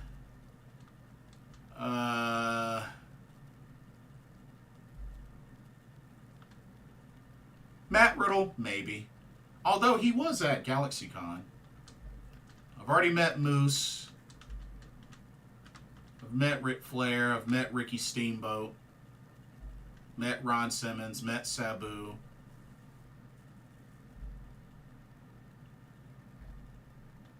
Met Shelton Benjamin. Team 3D. Would love to meet Team 3D. Why not? I've met Tennille Dashwood. The Acclaim? Don't really care.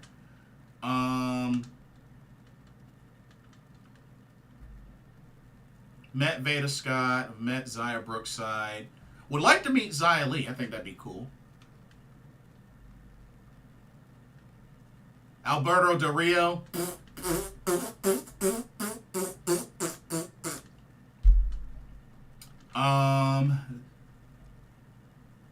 Zoe Sky, who I've met before. Zoe Sky is pretty cool, actually. So yeah, there's a couple of names on here I would love to meet.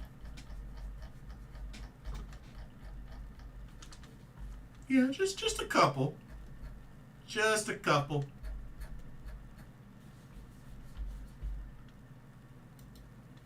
Don't want to get too crazy with it. Just a couple.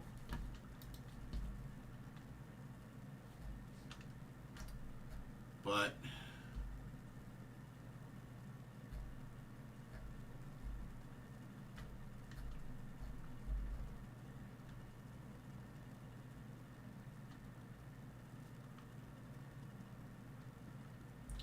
anyway. John Lee says, I saw Alberto wrestle in a school gym once. Oh yeah? How did that go?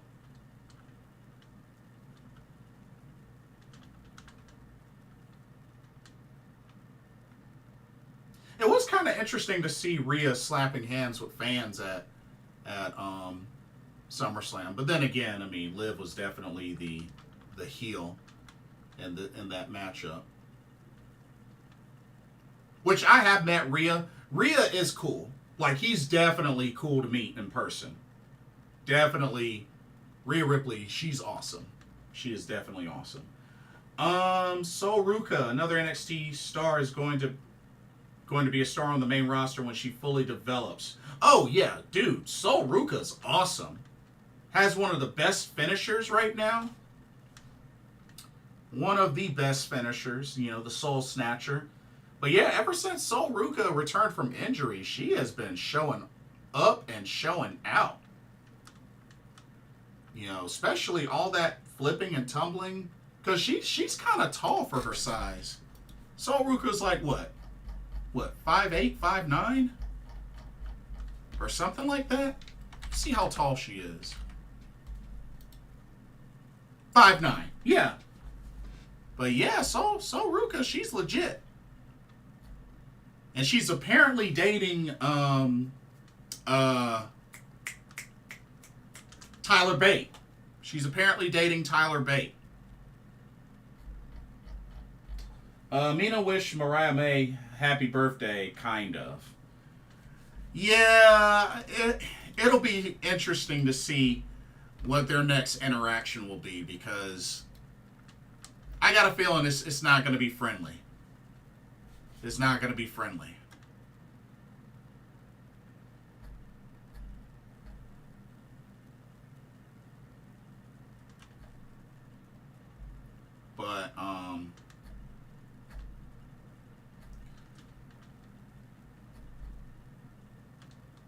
But yeah, I think that's pretty much all I got. I need to hit up a friend of mine that just had a birthday, so I'm gonna give her a call. But I think that'll do it for this live stream. We talked about quite a lot, and for the end of this night, we'll definitely find out who the other qualifiers for the Dreamstar Grand Prix will be. We know that Chika Goto has qualified.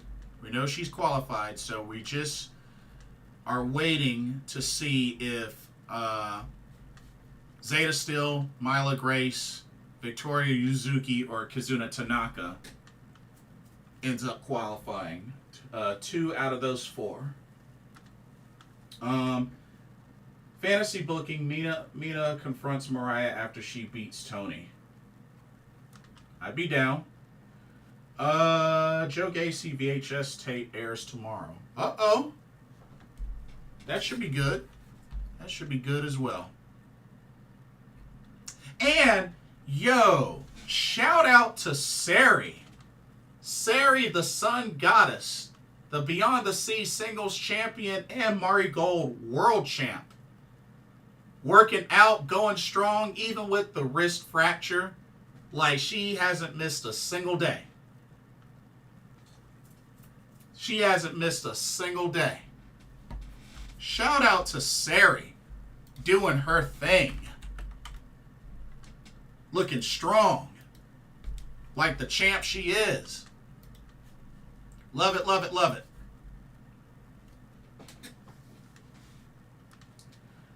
John Lee says, what has Xia Li been doing wrestling-wise since her release? She's actually got some bookings coming up. I know Kitsune Women's Wrestling, she has a booking for that. But yeah, she has a few bookings coming up. And she was supposed to have an MMA debut, but she unfortunately got COVID. So it's kind of a halt on that. But Xia Li, she's got some bookings coming up. So definitely looking forward to Xia Li taking on those bookings. Should be good. Should be really good.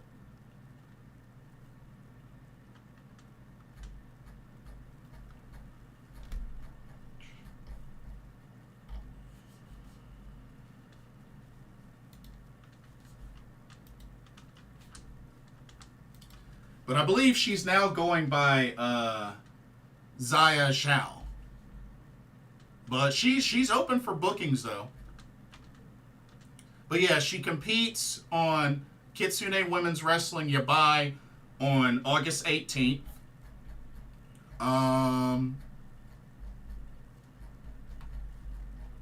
She got booked for something else as well.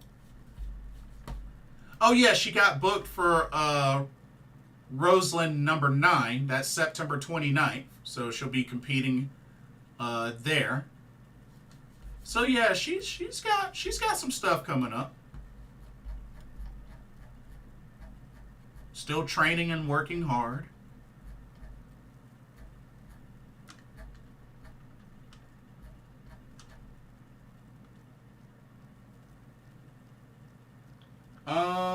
Have you heard anything about Jamie Hayter? Is she close to coming back? I haven't heard anything. Folks are hopeful that she'll return at Wembley, but I don't know. I don't know.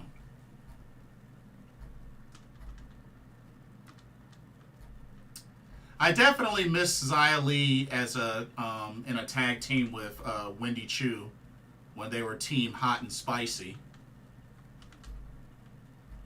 I think Xia Li really had a lot of potential. I think they had a lot of potential with her. I really do. But it is what it is. It is what it is.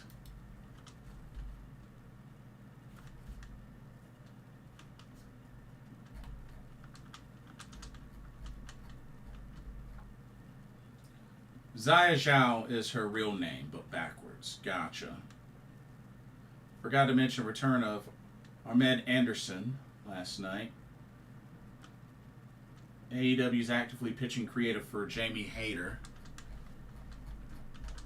Her haters miss her.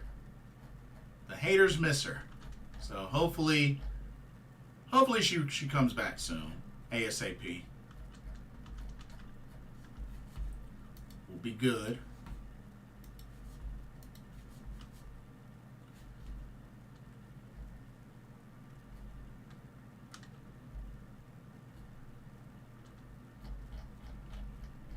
Oh, speaking of which, let me go ahead and pull up. So, I never did tell y'all about my Japan Pro Wrestling wish list. I never told y'all about that. Let me pull that up. Let me pull that up for y'all. I thought I told y'all about that, but I actually haven't. Here, let me open that up and share this with y'all. Where the heck is it at? I know I just had it.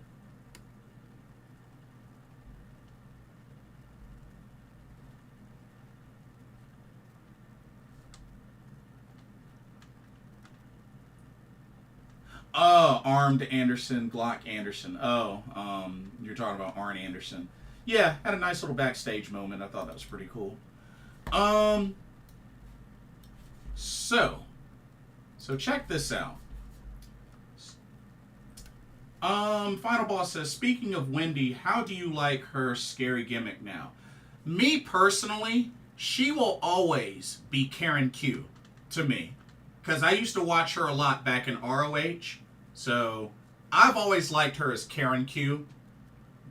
And personally, I really wish that she would have never went to that sleeping gimmick and all that. But yeah, I definitely like Wendy Chu, trained by Damian Adams, the same one that trained Tasha Steelz and also Deonna Purrazzo. You know, the three of them are like good tight friends. But yeah, I like Wendy Chu, but I've always known her as Karen Q.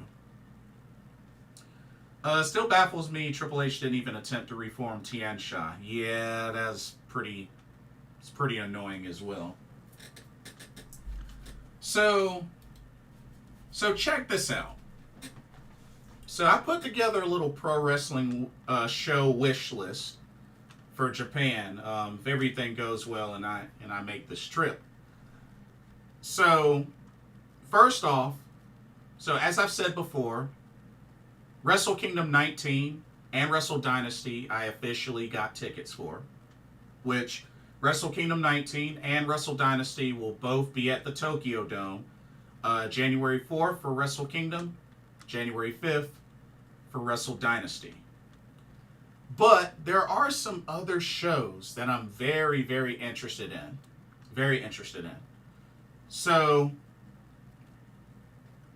you got Stardom Dream Queendom 2024, which will be on December 29th at the Ryogoku Sumo Hall. So, I would like to get in town in time to go to that. So, Stardom Dream Queendom. Ice Ribbon Mania 2024, the last show of the year that Ice Ribbon does. That'll be New Year's Eve at Korakuen Hall. So I would love to attend that.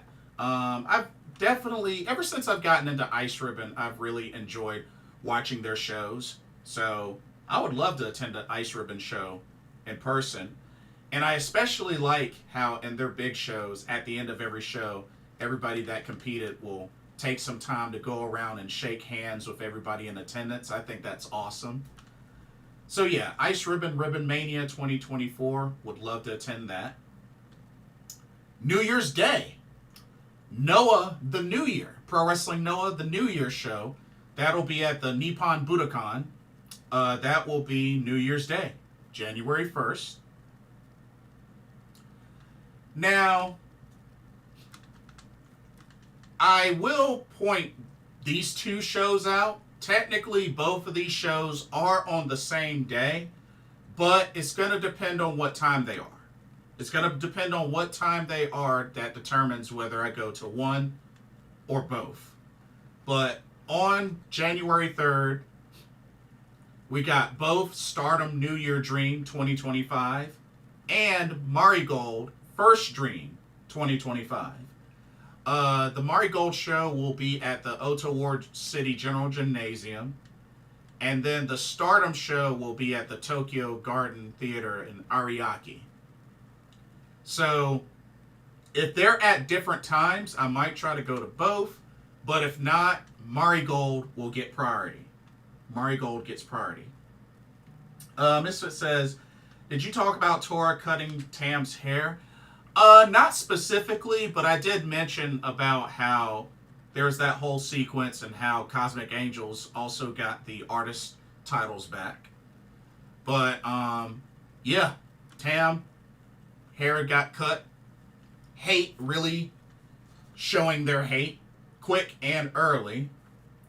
Also, Misfit, how do you feel about Saya's new look? While we're at it, how you feel about Saya Kamitani's new look? Tokyo Joshi Pro Wrestling 25, the first show of TJPW, is on January 4th. That'll be at Korakuen Hall. But yeah, that and then Wrestle Kingdom on the 4th, which TJPW show is at 11 a.m. So that's at 11 a.m. Wrestle Kingdom's not until 5 p.m. And Korakuen Hall and the Tokyo Dome are within walking distance to each other. So I should be able to do both of those shows. But yeah, that's my wish list.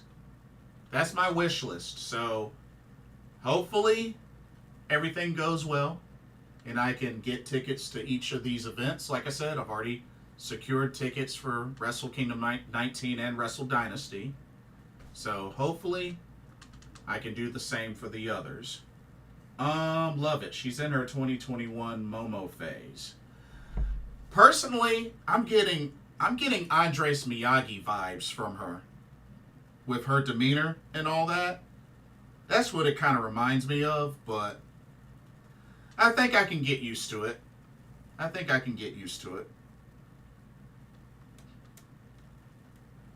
But we'll see how it goes. It's a little bit starting to rub on me.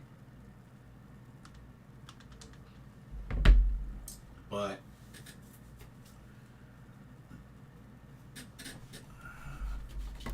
let's see. is that? Oh.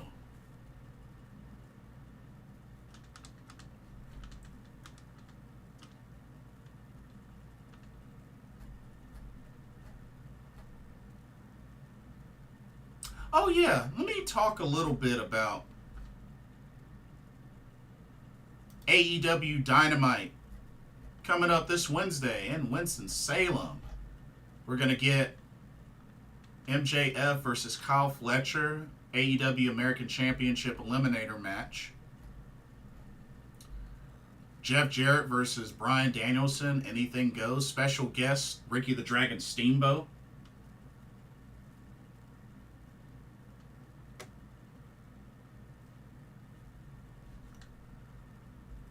Let's see.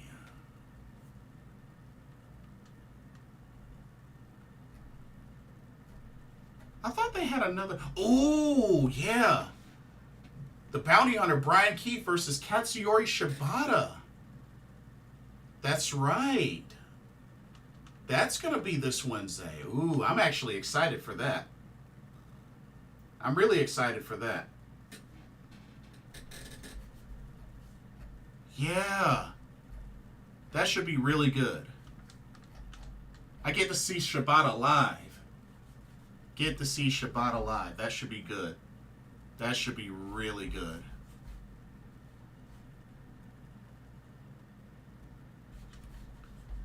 So those are the matches that they have so far. And then I'm sure they're going to do Rampage afterwards. I don't know if they're going to do any ROH. But, what the heck?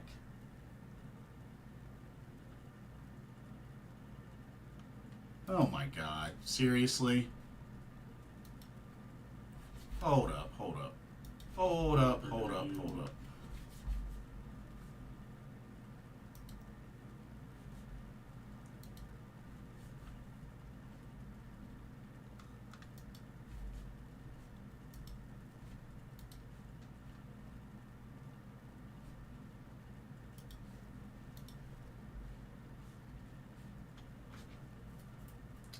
Sorry about that. I don't know where that came from. Yeah, don't be coming up in here with any misinformation. That won't be tolerated.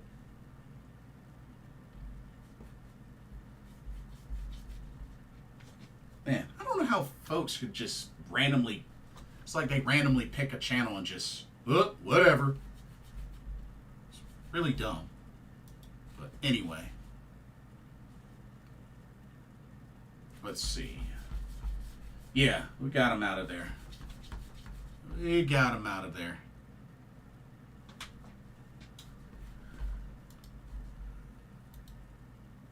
But yeah, I'm very much looking forward to that Shibata Bounty Hunter match. Which I hope they get a decent amount of time, but I mean, it is an episode of Dynamite, so I mean, you know, it's probably not going to be that crazy long, but I've been wrong before, so hey. But anyway, I'm going to get ready to go here and give my friend a call, wish her a happy birthday. But I want to thank everybody for coming out and chatting it up with me tonight. We covered quite a bit. But I figured it was so much, I was like, you know what, let me just get on here live. So, thank y'all so much for coming now. Don't forget to like, comment, follow, subscribe, all of the above, share the stream. You know the deal. You know the deal. And yeah, looking forward with what's to come this week. Should be good. Should be interesting. But for a live pro wrestling talk, brought to you by Blitzball Champ Gaming. Thank y'all so much for watching. My name is Blitzball Champ Jason Ingram, and I hope everybody has a blessed week. August is here. Let's hit the ground running and enjoy the rest of the summer.